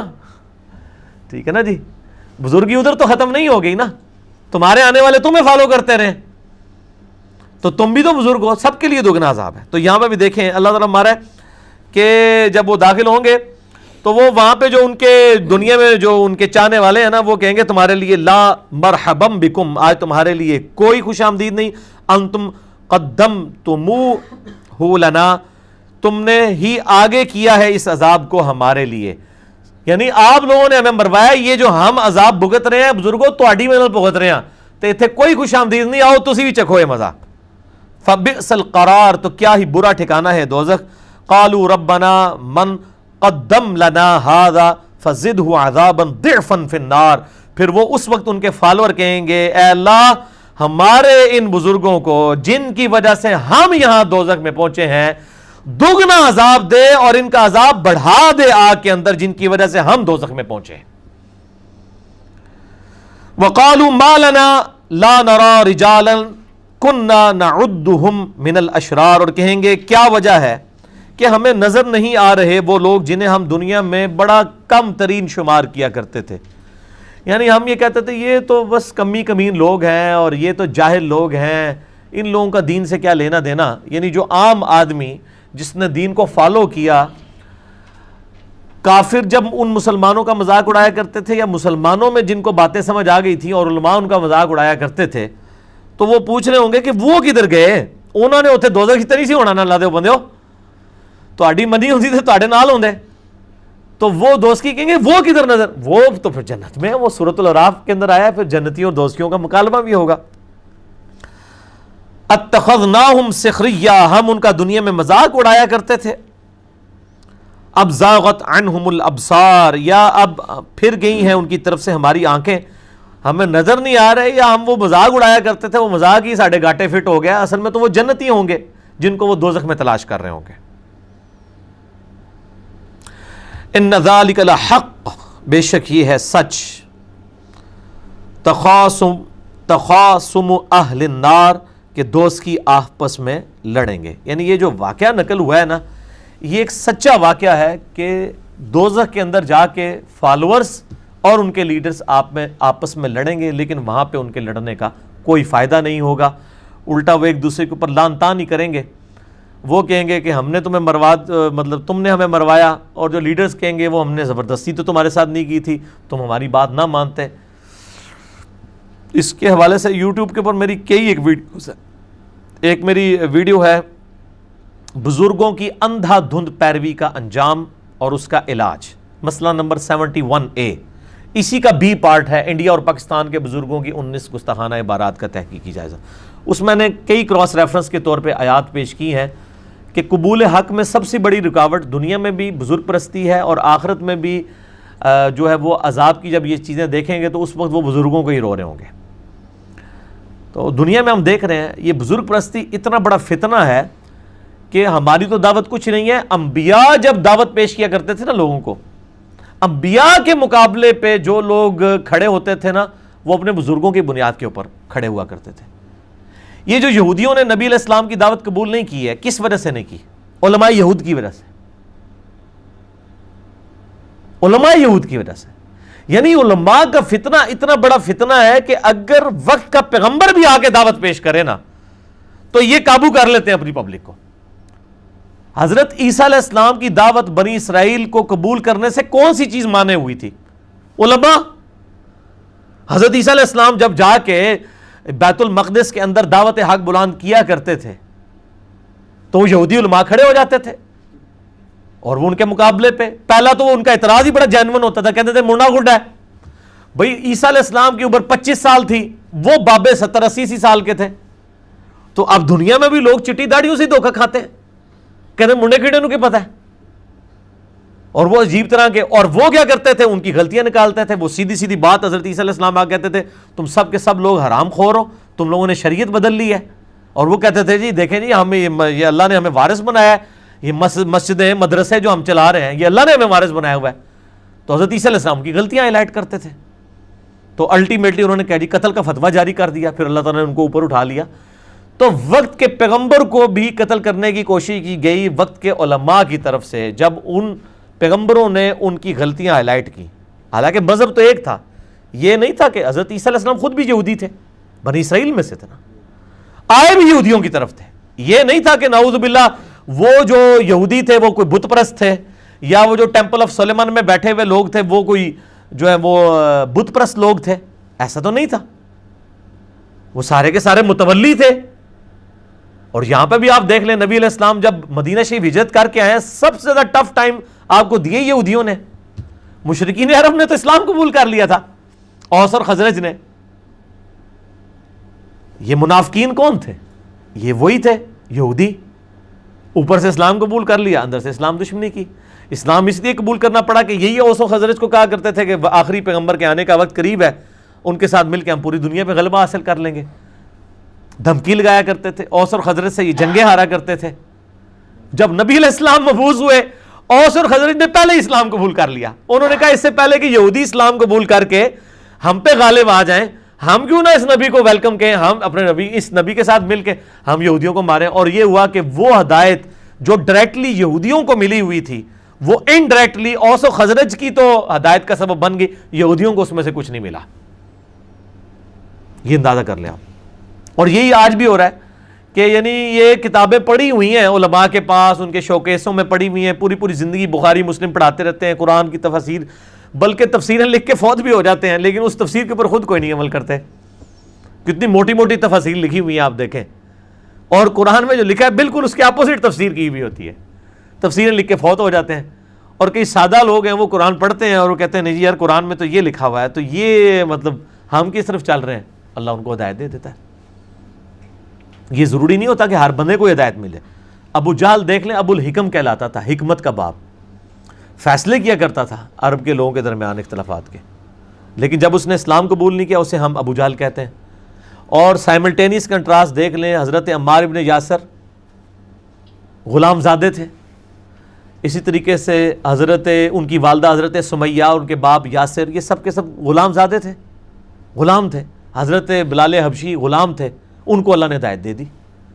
اب کوئی سوچے یار یہ غلام، اور یہ غلام آج کے زمانے کے جو غلام اور جو ان پڑھ لوگ ہیں ان کو بات نہیں سمجھ آتی، اور اس زمانے کے لوگ کس قسم کے لوگ ہوں گے، لیکن ان کو بات سمجھ آ گئی۔ جو سمجھنا چاہے گا اس کو بات سمجھ آ جائے گی، جو نہیں سمجھنا چاہے گا اس کو نہیں سمجھ آئے گی۔ اسی لیے قرآن میں سورۃ القصص کی آیت نمبر 56 میں ہے نا، انک لا تہدی من احببت ولکن اللہ یہدی من یشاء، اے نبی جس سے آپ محبت کرتے ہیں صلی اللہ علیہ وآلہ وسلم آپ اسے ہدایت نہیں دے سکتے، اللہ جسے چاہتا ہے ہدایت دیتا ہے۔ یعنی جو ہدایت نہیں لینے والا اس کو کوئی بھی ہدایت نہیں دے سکتا، نیور، ناٹ ایٹ آل۔ اب میرے بھائیو سورہ صاد کا آخری رکوع آ رہا ہے، یہ بڑا اہم ترین رکوع ہے، 24 آیات ہیں چھوٹی چھوٹی، تقریباً آپ سمجھ لیں یہ 1.5 صفحے کے اوپر محیط ہے۔ یہ قصہ آدم اور ابلیس جو قرآن حکیم میں 7 دفعہ آیا ہے، اور اس پہ میں نے ڈیٹیل لیکچر مسئلہ نمبر 79 بھی ریکارڈ کروا دیا تھا۔ اللہ، انسان اور شیطان، یہ ٹرائنگل بنتی ہے۔ اللہ انسان کو اپنی طرف بلا رہا ہے، شیطان جو ہے وہ گمراہی کی طرف بلا رہا ہے۔ اللہ، انسان اور شیطان، جس میں نے کراس ریفرنس کے طور پہ کافی آیات قرآن حکیم سے پیش کی تھی۔ قرآن حکیم میں قصہ آدم اور ابلیس جہاں پر ڈیٹیلڈ بیان ہوا ہے، انہی مقامات میں سے ایک مقام یہ سورہ صاد کی آخری 24 آیات ہیں، آیت نمبر 65 سے لے کر 88 تک، یہ ڈیٹیلڈ مقام ہے۔ اعوذ باللہ من الشیطان الرجیم، بسم اللہ الرحمن الرحیم، قل انما انا منذر، اے نبی صلی اللہ علیہ وآلہ وسلم آپ فرما دیجئے کہ میں تو نہیں ہوں مگر صرف ڈر سنانے والا، کہ تمہیں مر کے اپنے رب کے حضور پیش ہونا ہے، میں کوئی زبردستی کرنے والا نہیں ہوں تمہارے ساتھ، تمہیں ڈر سنا رہا ہوں کہ بچ جاؤ آخرت کی جواب دہی کے معاملے میں، اپنا قبلہ درست کر لو۔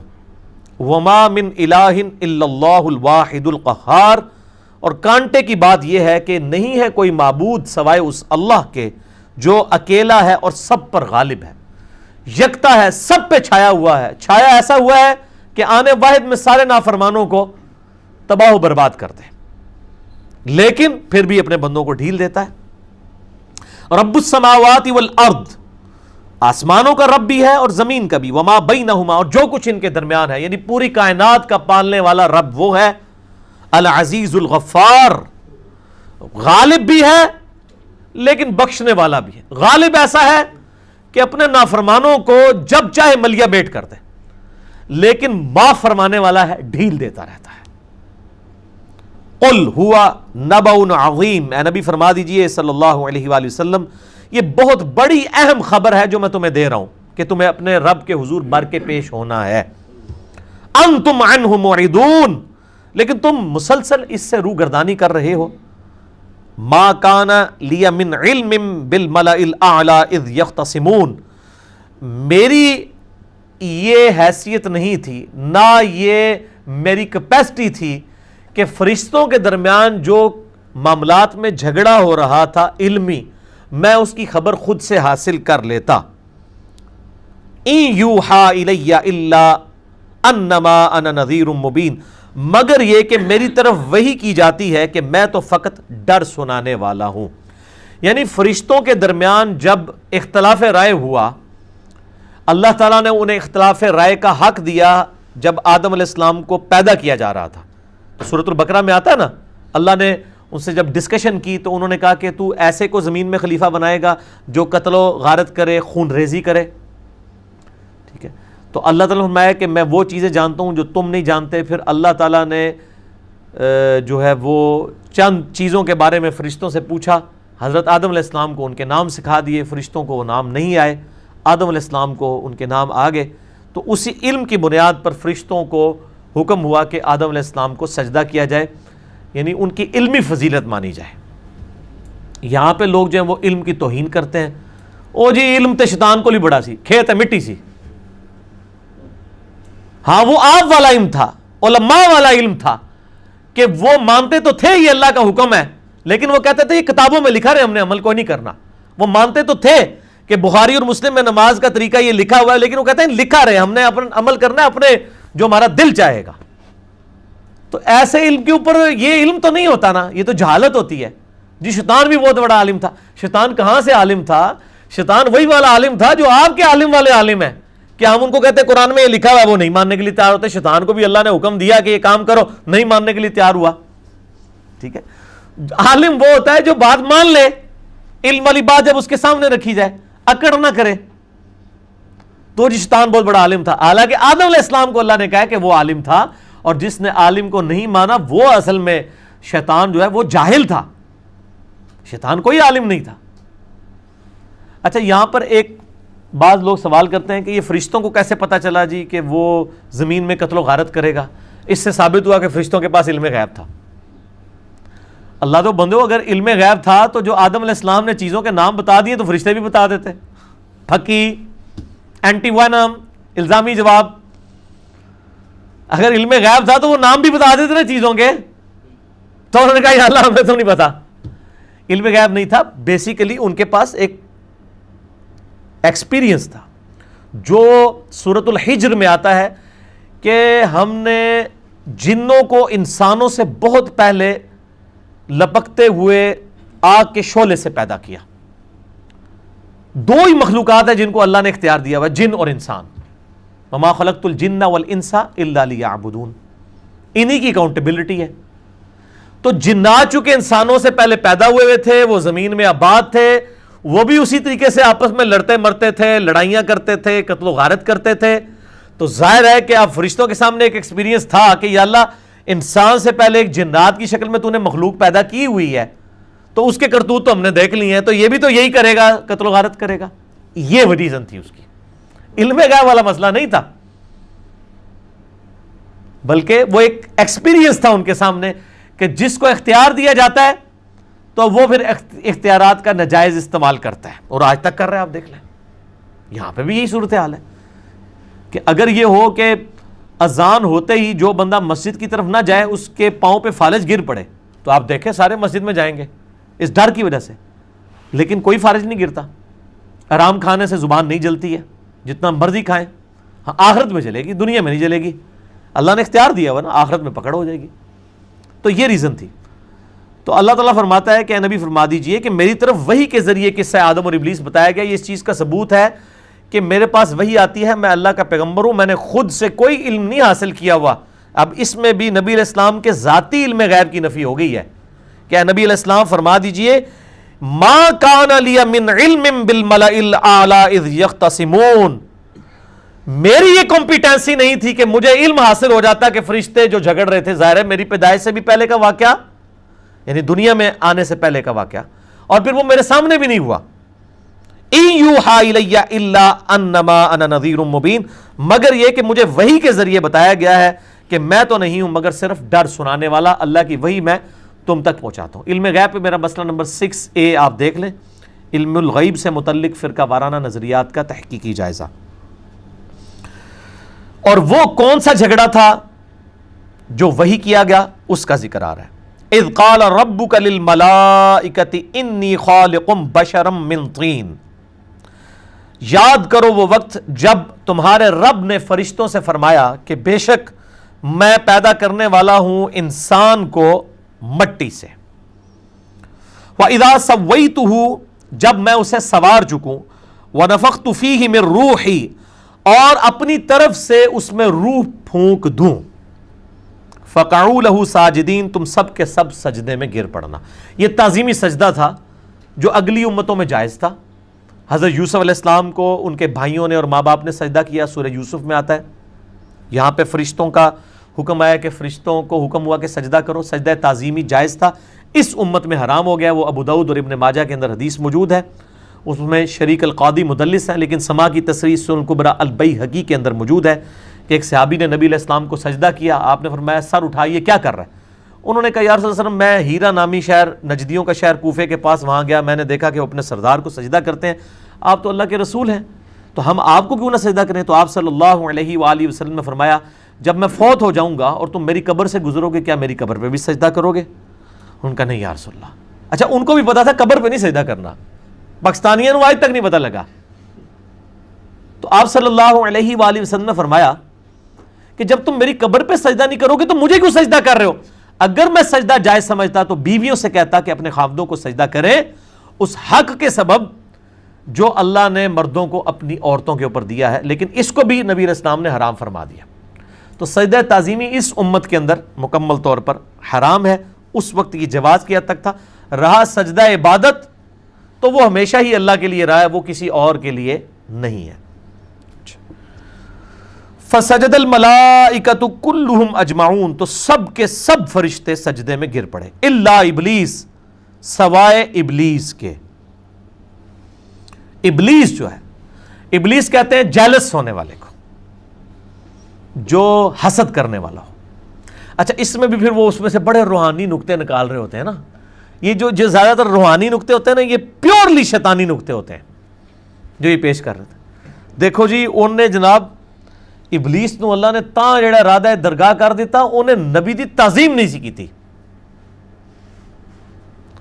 میرے بھائی نبی کی تعظیم کا مسئلہ سیکنڈری تھا، اصل چیز تھی کہ وہ اللہ کا حکم تھا. نبی کی تو تعظیم آپ بھی کوئی نہیں کر رہے. آپ کو بار بار ہم نبی علیہ السلام کی حدیث دکھاتے ہیں، آپ کہتے ہو نہیں جی یہ جو ہمارے بزرگوں کو نہیں پتا تھا، انہوں نے نہیں تھی پڑھا ہوا. ٹھیک ہے، اور پھر آپ پتہ نہیں کیا کچھ تقلید کے نام کے اوپر نبی علیہ السلام کے مقابلے پہ بت کھڑے کر دیتے ہیں. ان بزرگوں کی میں بات نہیں کر رہا، ائمہ اکرام کی، جنہوں نے کھڑے کیے ہوئے ہیں. جیسا کہ عیسیٰ علیہ السلام کو بھی جو ہے وہ بت بنا کے کھڑا کر دیا نا عیسائیوں نے. الموطا امام مالک میں موجود ہے، مسند امام احمد میں نبی علیہ السلام نے خود فرمایا اللہم لا تجعل قبری وثنا یعبدو، اے اللہ میری قبر کو بت نہ بننے دینا کہ لوگ اسے پوجنا شروع کر. نبی علیہ السلام نے اپنی قبر کے بارے میں بت کا لفظ خود استعمال کر دیا. یہ کوئی توہین والا مسئلہ نہیں ہے. میرا اس پہ پورا ریسرچ پیپر ہے، رسول اللہ کی آخری وصیتیں صلی اللہ علیہ وآلہ وسلم، اور مسئلہ نمبر 27 ہے یہ مزارات کے اوپر، گنبد خضرا، مسجد نبوی اور قبروں کے احکامات کے اوپر. اس میں نے یہ ساری حدیث بخاری و مسلم سے جتنی ڈیٹیل کے ساتھ بیان کیا، آپ کو ریسرچ پیپر اینڈ پہ مل بھی جائے گا. ریسرچ پیپر نمبر 1 رسول اللہ صلی اللہ علیہ وآلہ وسلم کی آخری وصیت ہے. تو بت تو ان لوگوں نے کھڑے کر لیے نا اللہ کے مقابلے کے اوپر. وہ قیامت دن یہ ہستیاں تو ان کی دشمن بن جائیں گی اور انکار کر دیں گی کہ یا اللہ ہمارا ان سے کوئی تعلق نہیں ہے. اس پہ بھی میرا مسئلہ نمبر 121 ریکارڈڈ ہے کہ قیامت والے دن یہ ہستیاں ان فالوورز کی دشمن بن جائیں گی جو نیک لوگ ہوں گے. جو ہے ہی پیڑے لوگ سن، لوگوں نے انہوں نے نیک بنا کے پیش کیتا سی ہوتے تو ہم دیکھ لینا، پڑھ لینا کہ استقبال ہوئے گا انہوں نے دوزخی وچ، ٹھیک ہے. اور انہوں نے فالوور انہوں نے لعنت بھیج رہے ہوں گے. لیکن جو واقعتاً نیک تھے، صرف ان کے فالوورز نے ان کو بدنام کیا، وہ نیک لوگ جو ہیں ان سے اعلان برات کر دیں گے. تو نبی کی تعظیم والا معاملہ سیکنڈ تھا. پہلی چیز یہ کہ اس نے تعظیم جو اللہ کے حکم کی تعظیم نہیں کی ہے.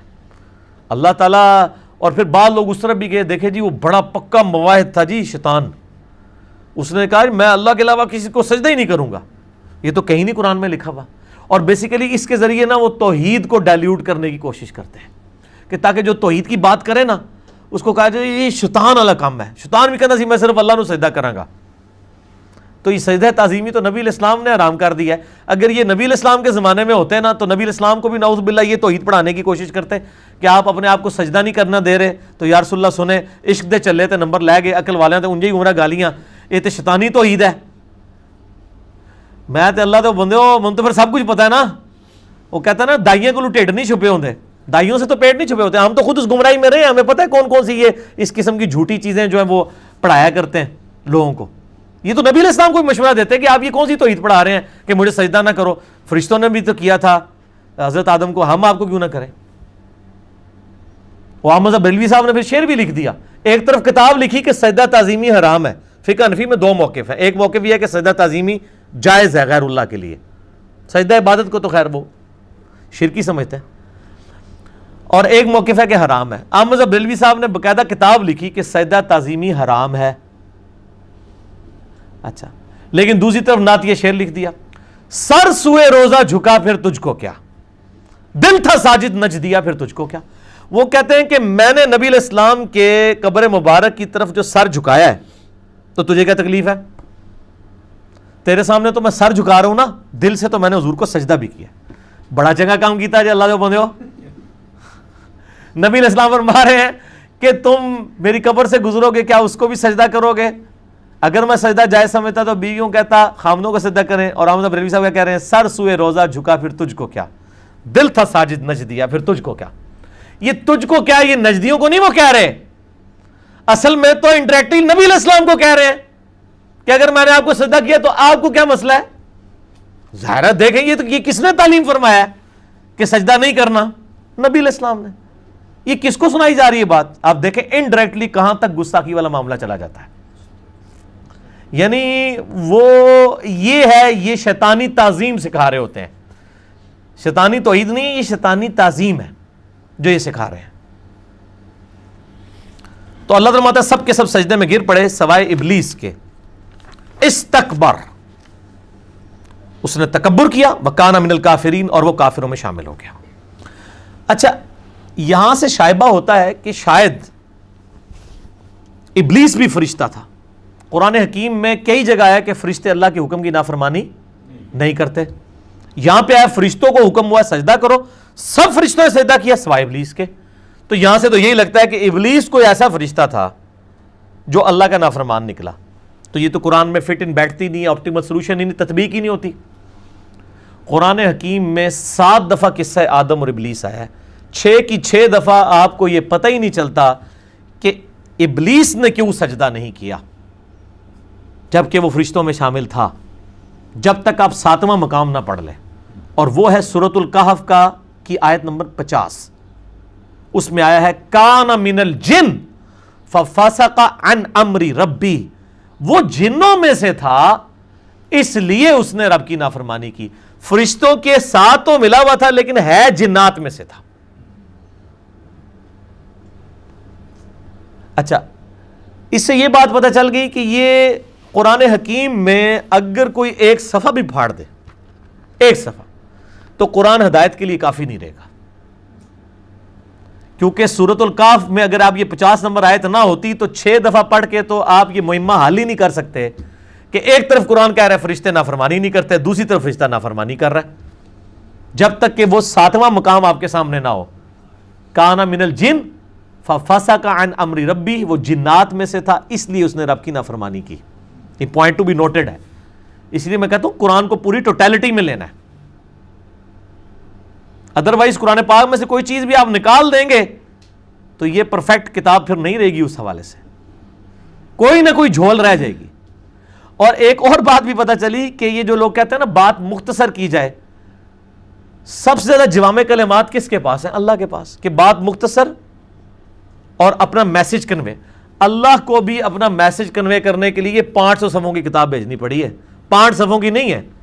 تو تسی آدھے اللہ دے بندوں میں 5 منٹ ہی تانوں گل سمجھا دیں، منو بھی تے گھنٹہ چاہیے تانوں گل سمجھانے واسطے. کیونکہ بعض اوقات معاملات ایسے ہوتے ہیں کہ وہ 2-4 لائنوں میں اس کو نہیں، 2-4 لائنوں میں تو آپ یہی بتا سکتے ہیں فجر کے کتنے فرض ہیں، 2. یہ تو آپ 1 لائن میں جواب دے دیں گے. اگر آپ یہ پوچھنا شروع کر دیں کہ جی فجر کی سنتیں کتنی ہیں، پڑھنی چاہیے یا نہیں پڑھنی چاہیے، اور کس طریقے سے پڑھنی چاہیے اور کس ٹائم پڑھنی چاہیے، 1 لائن ہی جواب دو. 1 لائن میں تو نہیں آئے گا. اس میں تو پھر کئی معاملات ہیں. جس کی امام کے ساتھ رہ گئی پھر وہ کیا کرے، فوراً بعد پڑھے یا سورج نکلنے کا انتظار کرے، اتنی دیر بیٹھا رہے یا گھر ٹر جائے، کتنے مسئلے نے. تو اتنی موٹی کتاب ہی لکھنی پڑے گی نا. تو اس بات کو سمجھے. تو اللہ تعالیٰ ہمارا وہ جنات میں سے تھا اس لیے اس نے اپنے رب کی نافرمانی کی. اس سے یہ بات پتہ چلی کہ قرآن حکیم میں جب تک آپ پورا ٹوٹلٹی میں چیزیں نہیں دیکھیں گے آپ کو بات سمجھ نہیں آئے گی. اب اللہ تعالیٰ نے، اچھا وہ کہتے ہیں جی وہ بڑا پکا مواعد تھا، اس نے کہا یا اللہ میں صرف تنو سجدہ کرنا ہے اور میں کسی نو نہیں کرنا.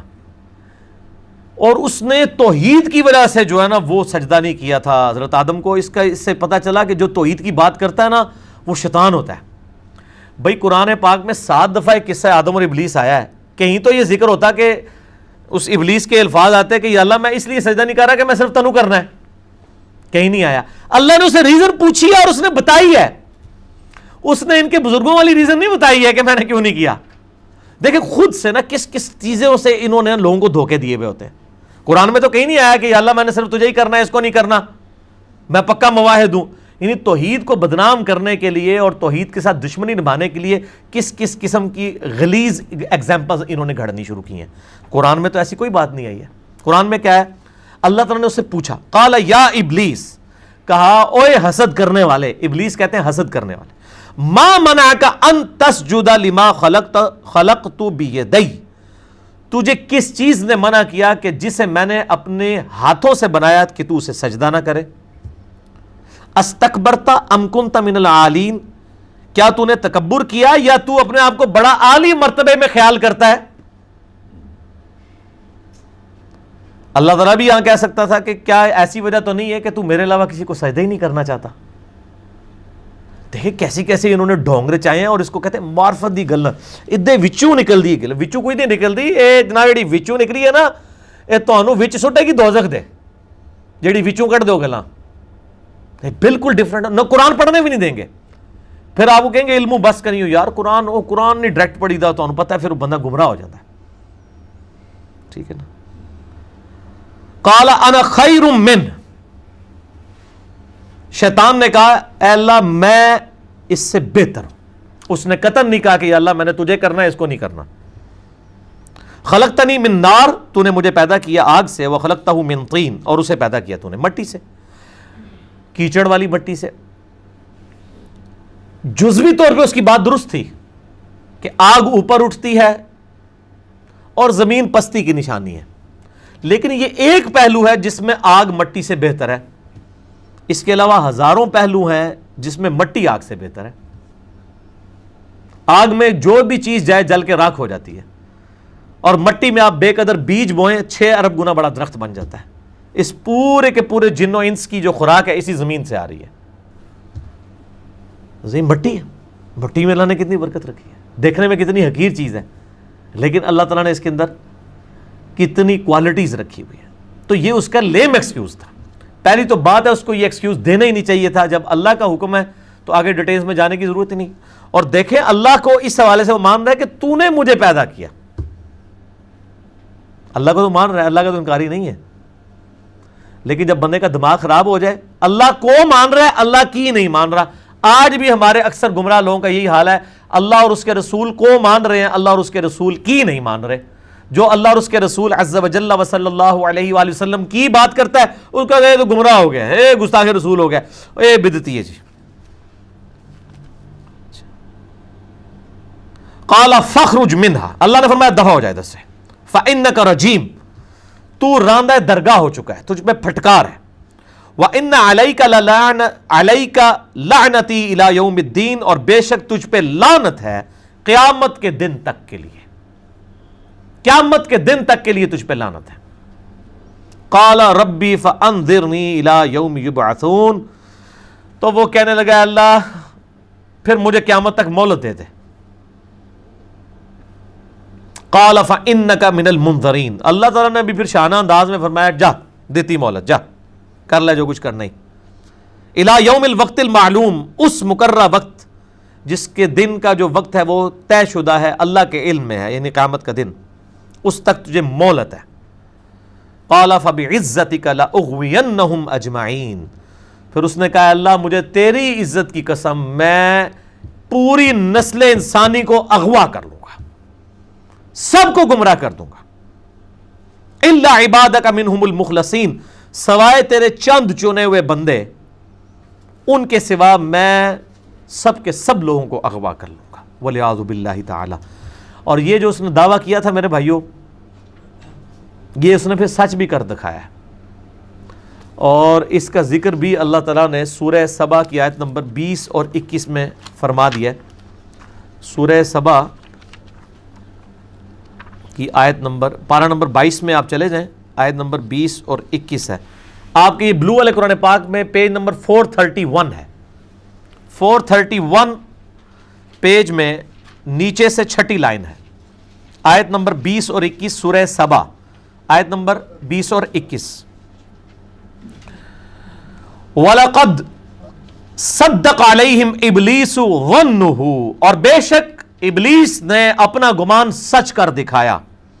فَاتَّبَعُوهُ إِلَّا فَرِيقًا مِّنَ الْمُؤْمِنِينَ، تو سب کے سب ہی اس کے پیروکار بن گئے سوائے چند مومنین کے گروہ کے. وَمَا كَانَ لَهُ عَلَيْهِمْ مِّن سُلطان، اور شیطان کے لیے یہ چیز اس کی کمپیٹنسی اور اس کی اہلیت نہیں تھی کہ وہ انسانوں پر کوئی زور رکھتا. إِلَّا لِنَعْلَمَ مَن يُؤْمِنُ بِالْآخِرَةِ، سوائے اس کے کہ اللہ تعالیٰ نے جو اسے تھوڑا بہت جو اختیار دیا وہ صرف اس لیے تاکہ اللہ تعالیٰ فرماتا ہے ہم جانچیں کہ کون آخرت پر ایمان رکھتا ہے. ممن ہوا منہا فی شک، اور کون آخرت کی جواب دہی کے معاملے میں شک میں مبتلا ہے. وَرَبُّكَ عَلَىٰ كُلِّ شَيْءٍ حَفِيظٌ، اور تمہارا رب ہر چیز کی جو ہے وہ حفاظت فرمانے والا ہے، ہر چیز جو ہے اس نے گھیری ہوئی ہے. تو اللہ تعالیٰ فرماتا ہے کہ یہ جو تھوڑا بہت اختیار تھا نا شیطان کو، یہ صرف ہم نے اس لیے دیا تاکہ پتہ چلے کہ کون دودھ پینے والے مجنو ہیں اور کون واقعی اللہ کے لیے قربانی دینے والے ہیں. ایویں تو پتہ ہی نہیں سی لگنا، یہ جانچ کے لیے. اور یہ اختیار کوئی ٹینجیبل نہیں ہے کہ آپ نماز پڑھنے جائیں اور شیطان سامنے آ کے کھڑا ہو جائے کہ میں تمہیں مسیتی نہیں وڑن دینا. کبھی نہیں ایسا ہوگا، ٹینجیبل نہیں ہے، صرف انٹلیکچوئل ہے. اور انٹلیکچوئل تو ہمیں اللہ کی دعوت زیادہ ملتی ہے شیطان کے ذریعے. دن میں کتنی دفعہ اذان سننے کو ملتی ہے، اچھی باتیں سننے کو ملتی، کتنے ریمائنڈرز ملتے ہیں، کتنی اموات ہوتی ہیں. شیطان کے حوالے سے تو کم، رحمان کے حوالے سے زیادہ ریمائنڈرز ہماری طرف آتے ہیں. فزیکلی شیطان کا کوئی زور نہیں. ورنہ میں اس پہ آپ کو ایک علمی پھکی بھی دے دیتا ہوں. اگر گورنمنٹ اناؤنسمنٹ کرے کہ جو فجر کی نماز اپنے محلے کی مسجد کی پہلی صف میں پڑھے تو فی نماز 1,00,000 روپیہ دیا جائے گا، دوسری صف والے کو 50,000، تیسری والے کو 25,000. دنیا کے سارے شیطان مل کے دنیا کے سب سے بڑے شیطان کی فجر بھی نہیں چھڑوا سکتے. آپ خود فیصلہ کر لیں. تو یہ ہم خود سستی کر رہے ہوتے ہیں نا، شیطان کے اوپر ڈالا ہے، وہ صرف دعوت دیتا ہے. اور یہ میں اپنی طرف سے بات نہیں کر رہا کہ شیطان کا کوئی زور نہیں. سورہ ابراہیم نکال لیں، آپ کے بلو والے قرآن میں 261 نمبر پیج ہے، پارہ نمبر 13 میں سورہ ابراہیم نمبر 14 ہے اور آیت نمبر ہے اس کی 22. پیج نمبر 259 ہے، 259 اوپر سے تیسری لائن، پیج نمبر 259 اوپر سے تیسری لائن سورہ ابراہیم. وقال الشیطان لما قضی الامر، اور شیطان کہے گا جب قیامت والے دن جنتیوں کے لیے جنت کا اور دوستیوں کے لیے دوزخ کا فیصلہ ہو چکے گا، اس وقت شیطان بھی ایک تقریر کرے گا اتنے. یہ میرا یوٹیوب کے اوپر ایک کلپ ہے، شیطان سے آخری ملاقات، وہ کلپ آپ دیکھیں، اس میں نے اسی آیت کو کور کیا. ان اللہ وعدکم وعد الحق، وہ کہے گا لو جی میں آج کامیاب ہو گیا جنا، جو میں چاہتا تھا میں ہم تو ڈوبے ہیں سنم، تمہیں بھی لے ڈوبے ہیں. دیکھو اللہ نے جو وعدہ کیا تھا وہ تو کیا تھا سچا. وَوَعَدْتُكُمْ فَأَخْلَفْتُكُمْ، اور جو میں نے تمہیں دنیا میں وعدے دلائے ہوئے تھے نا، میں آج ان وعدوں سے اختلاف کرتا ہوں، میں اس سے روگردانی کرتا ہوں. میں اپنے الفاظ جنہوں کہتا نا میں اپنا بیان واپس لینا ہوا، جسے کہا تھا میں بیان واپس لینا. وہ بیان کیا تھا؟ آپ میں سے کسی کے پاس آ کے ابھی شیطان نے کوئی بیان دیا ہے؟ قرآن تو کہہ رہا ہے کہ وہ بیان اپنا واپس لے لے گا. ہاں سب کو دیا ہوا ہے. یا اللہ جو کچھ بھی ہیں تیرے محبوب کی امت سے ہیں، یا اللہ تو بڑا غفور رحیم ہے، تو ساڑی نبازا نہیں چاہیے، تو ویسے ہی بخش دینا سانو. یہ ہے یہ طول عمل جو شیطان نے جھوٹے وعدے لوگوں کو دلائے ہوئے ہوں گے. وہ جی اللہ تعالیٰ نمازیں چاہیے، بھئی اللہ نے کب کہا نمازیں چاہیے؟ اللہ کہتا ہے تمہیں تمہارے لیے نمازیں چاہیے. ٹھیک ہے، تو یہ مطلب اس قسم کے واقعات میں شروع کر دیتے ہیں. ابھی ریسنٹلی میری ایک ویڈیو ریکارڈ ہوئی ہے، مسئلہ نمبر 196، اس کا عنوان ہے کاش میں دنیا میں واپس جا سکتا. سورہ السجدہ کی میں نے 11 آیات اس میں کور کی ہیں. اس میں نے یہ سارا ٹاپک کھول کے بیان کیا، آج میں اس کو ریپیٹ نہیں کرتا ورنہ اور طرف چل پڑوں گا. تو شیطان کہے گا میں تو اپنا بیان واپس لیتا ہوں. وَمَا كَانَ لِيَ عَلَيْكُم مِّن سُلطان، اور دیکھو دنیا میں میرا تم پہ کوئی زور نہیں تھا، إِلَّا أَن دَعَوْتُكُم، سوائے اس کے کہ میں صرف تمہیں بلاتا تھا. وہ بلا تو موزن بھی رہا تھا، کتنے نیک لوگ بلا رہے تھے. تو انو تو اللہ بندو دیہڑی 50 ٹیکسٹ میسج آیات اور حدیثیں آتی ہیں، اتنے تو شیطان کے کبھی میسج نہیں آئے. نیکی کی تو زیادہ دعوت آ رہی ہوتی ہے، میں نے صرف تجھے بلایا تھا. إِلَّا أَن دَعَوْتُكُم، سوائے تمہیں بلانے کے. فَاسْتَجَبْتُمْ لِي، تم نے خود ہی میری دعوت قبول کر لی. فَلَا تَلُومُونِي وَلُومُوا أَنفُسَكُم، مت ملامت کر آج مجھے. یہ نہ کہ شیطان نے کروایا ہے. دنیا پہ ہمیں جھوٹ ماردا رہا کہ شیطان نے کرایا، کیتا تو آپ ہی ہے. مت آج مجھے ملامت کر. شیطان کہے گا مجھے نا بدنام کر، میرے پہ جھوٹا الزام نہ لگا، اپنی جان کے اوپر ملامت کر. اس کو ہم پنجابی میں ٹرانسلیٹ کرنا، مت پٹ منو، نہ پٹ منو، اپنی جان نو پیٹ. تو آپ کیتا ہے جو کچھ کیتا ہے. ما انا بمصرخکم، نہ آج میں تمہارا مددگار ہو سکتا ہوں. وما انتم بمصرخی، نہ تم میرے کو مددگار ہو سکتے ہو. انی کفرتم بما اشرکتمونی من قبل، میں انکار کرتا ہوں اس سے پہلے جو تم مجھے اللہ کے مقابلے پہ کھڑا کیے ہوئے تھے. اللہ کا چھوڑ کے میری اتباع کرتے تھے، یہ شرکی ہے. ان الظالمین لهم عذاب علیم، بے شک ظالموں کے لیے دردناک عذاب ہے. والعیاذ باللہ تعالی. اللہم اجرنا من النار، اللہم اجرنا من النار، اللہم اجرنا من النار. اللہم من احییتہ منا فاحیہ علی الاسلام، ومن توفیتہ منا فتوفہ علی الایمان، آمین.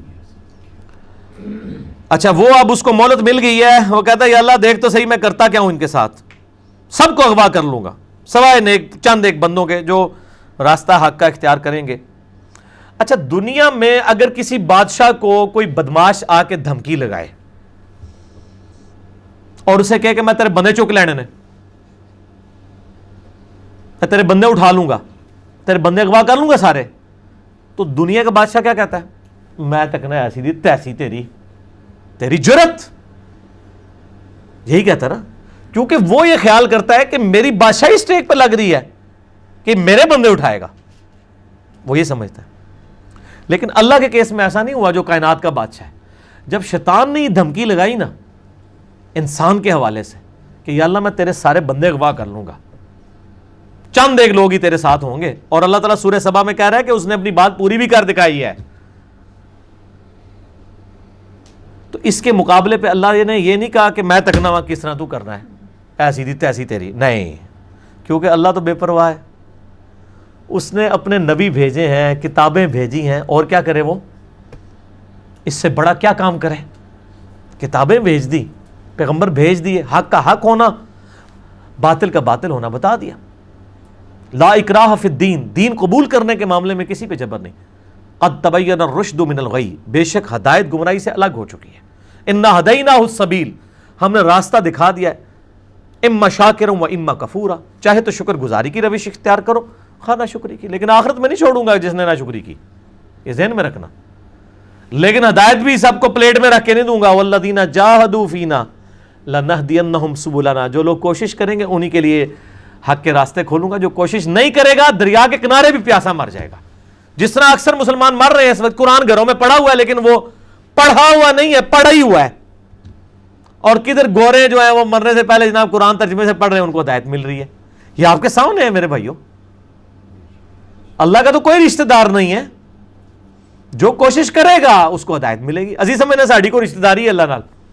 یہودیوں کا بھی یہی عقیدہ تھا نا, اسی لیے سورہ بقرہ کے جو 9 رکوع ہیں وہ پورا یہودیوں کے اوپر مقدمہ ہے, اور 7 یونیورسل ٹروتھ آئے ہیں کہ تم سے بھی پہلے ایک لاڈلی امت تھی, 3 کتابیں اس میں آئی, سینکڑوں پیغمبر آئے, اس کے باوجود جب انہوں نے روگردانی کی اٹھا کے اللہ نے پرے مارا.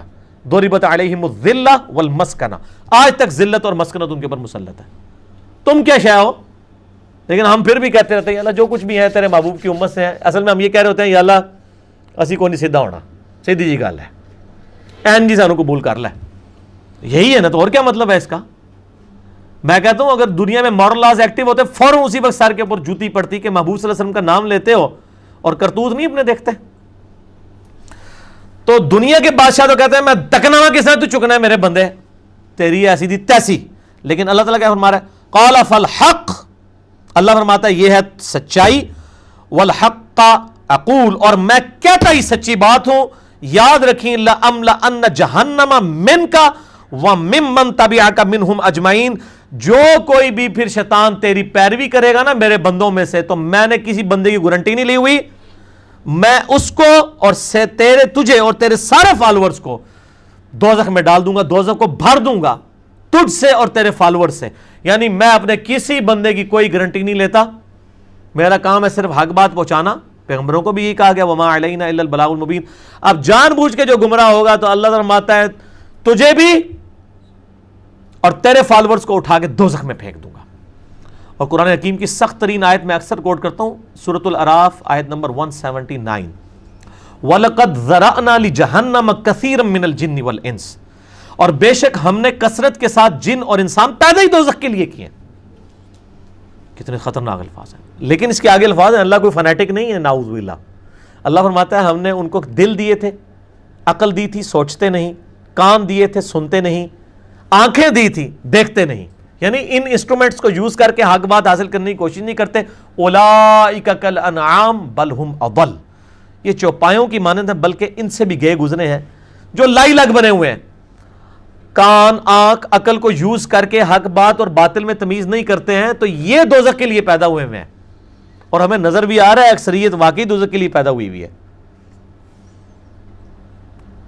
اللہم اجرنا من النار, اللہم اجرنا من النار, اللہم اجرنا من النار. قل ما اسألکم علیہ من اجر, اے نبی علیہ السلام فرما دیجئے میں جو اتنی باتیں کھول کھول کے بیان کر رہا ہوں اس کے عوض تم سے کوئی معاوضہ طلب نہیں کرتا. آج کے دور میں جب ہم نبی علیہ السلام کی دعوت پیش کریں گے تو ہم کہیں گے کہ دیکھو تمہیں کھول کھول کے صحیح باتیں بتا رہے ہیں, کوئی چندہ بک نہیں بنائی ہوئی ہے بھائی, کوئی قربانی کی کھالیں نہیں جمع کر رہے, کھول کے مفت تمہیں یہ ساری سچائی بتا رہے ہیں. وما انا من المتکلفین, اور اے نبی علیہ السلام آپ فرما دیجئے میں تکلف بھی کرنے والا نہیں ہوں. ہائے ہائے ہائے ہائے ہائے, دنیا کا پورا ڈھکوسلا جو ہے نا مذہبی اپروچ میں وہ چال ہی تکلف کے اوپر رہا ہے. کیا تکلف ہے کہ علماء جو ہیں وہ اپنی آڈینس کو کھول کے بات بتانے نہیں چاہتے, وہ تکلف کر جاتے ہیں. انہیں جی دیکھو نا ڈائریکٹ نہیں گال کرنی چاہیے تھی, اور نبی علیہ السلام کو کہا جا رہا ہے کہ آپ فرمائیں کہ میں ہی ڈائریکٹ گال کرنے والا جائے پاویں کسی نے بری لگے. وما انا من المتکلفین, میں کوئی تکلف نہیں کرنے والا, کنو کڈ لو گل اے کچھ ہونا جے تواڈے نال. یہ اتنے سخت الفاظ ہیں کہ میں کوئی تکلف نہیں کر رہا. کیا مطلب کہ اللہ نے کسی دی کوئی گارنٹی نہیں لئی. اللہ تعالیٰ فرما رہا ہے کہ شیطان میرے جن بندوں کو اغوا کرے گا میں نے کوئی گارنٹی نہیں لی ہوئی, میں انہوں نے بھی سٹ دیا گا دوزخ. ایسی دی تیسی تہاڈی, کسی پلے کس نہ رہنا, کوئی تکلف نہیں ہے. نبی علیہ السلام کھل ڈل کے ان کو بات کرتے ہیں. اب جو قرآن پڑھے گا تو اس کو یہ میٹھی میٹھی تقریریں جو لوگوں کی جعلی ہیں, اوروں کی کہانیاں, بزرگوں کی کہانیاں, جانوروں کی کہانیاں, ٹھیک ہے جی, تو ایک کہانیاں انہوں نے پھر انہوں پتہ لگے قرآن پڑھو اللہ دے بندے کو پتہ لگے. ٹھیک ہے, صحیح بخاری میں حدیث ہے, نبی علیہ السلام ایک چوراہے سے گزر رہے تھے, کچھ صحابہ کرام آپس میں ہنسی مذاق کر رہے تھے، آپ نے ان کے ہنسنے کی آواز سنی. یہ بخاری شریف ہے، یہ سٹوری شریف نہیں ہے. آپ کھڑے ہو گئے اور آپ نے فرمایا اللہ کی قسم جو کچھ میں جانتا ہوں نا، اگر تم جانتے ہوتے تو تم زیادہ رویا کرتے، کم ہنسا کرتے. کہ آخرت میں کتنی سختی ہونے والی ہے. لیکن ٹی وی کے اوپر، سوشل میڈیا کے اوپر ایسے وائزین کے کلپ، وہ جی دیکھو نا جی اے بھی تو ہے کتنا سونا بول دینے ماشاءاللہ، لگتا ہوں ہی جنت ہی پہنچنے لگے. پتہ لگ جائے گا اتنے بھی جنت لبنی ہے تمہوں. اور مولا علی علیہ السلام کا قول ہے کہ انسان سویا ہوا ہے، جیسے ہی مرے گا جاگ جائے گا، اوہ یہ کیا ہو گیا، یہ او ہو جانی ہے. لیکن اس ٹائم او کا کوئی فائدہ نہیں. وہ میرا مسئلہ نمبر 196 آپ سن لیں، کاش میں دنیا میں واپس جا سکتا. اس وقت انسان کہے گا یا اللہ مجھے دنیا میں دوبارہ واپس بھیج دے، میں پہلے جا کے سوشل میڈیا تو ہے ویڈیو ڈیلیٹ کراں گا. ایڈی میٹھی میٹھی ویڈیوز نے، جھوٹیاں سٹوریاں. اور نبی علیہ السلام سے زیادہ کوئی خوش اخلاق نہیں ہے. اگر یہ اخلاقیات اس چیز کا نام ہو کہ آپ نے لوگوں کو جھوٹی سٹوریاں سنانی ہیں، ان کو لپیٹ لپاٹ کے جو ہے وہ پردے میں رکھ کے باتیں کرنی ہے، کھول کے بات نہیں بتانی.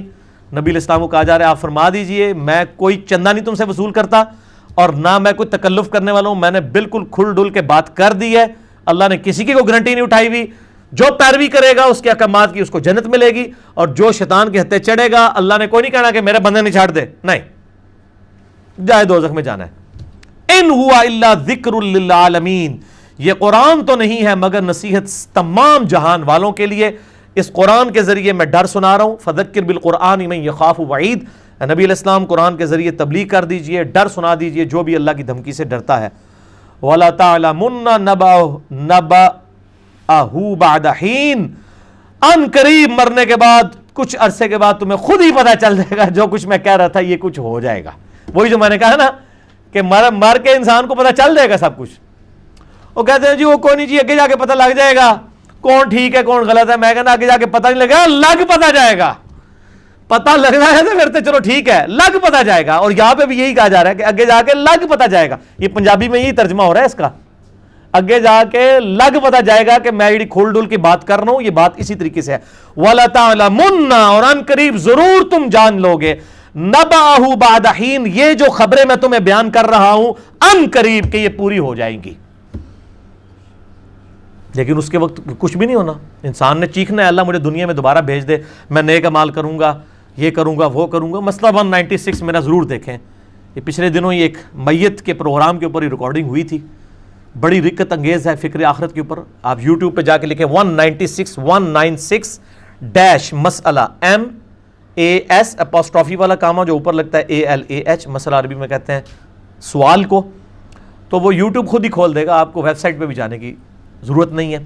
اللہ تعالیٰ سے دعا ہے جو حق بات میں نے کہی اللہ تعالیٰ ہمارے دلوں میں راسخ فرمائے. اگر جذبات میں میرے منہ سے کوئی غلط بات نکل گئی اللہ تعالیٰ ہمارے دلوں سے ہی معاف کر دے. ہمیں کتاب و سنت کی تعلیمات پر عمل کر کے دوسرے بھائیوں تک پہنچانے کی توفیق عطا فرمائے. سبحانک اللہم و بحمدک، اشہد ان لا الہ الا انت، استغفرک و اتوب الیک، وما علینا الا البلاغ المبین. جزاکم اللہ خیرا و احسن الجزاء.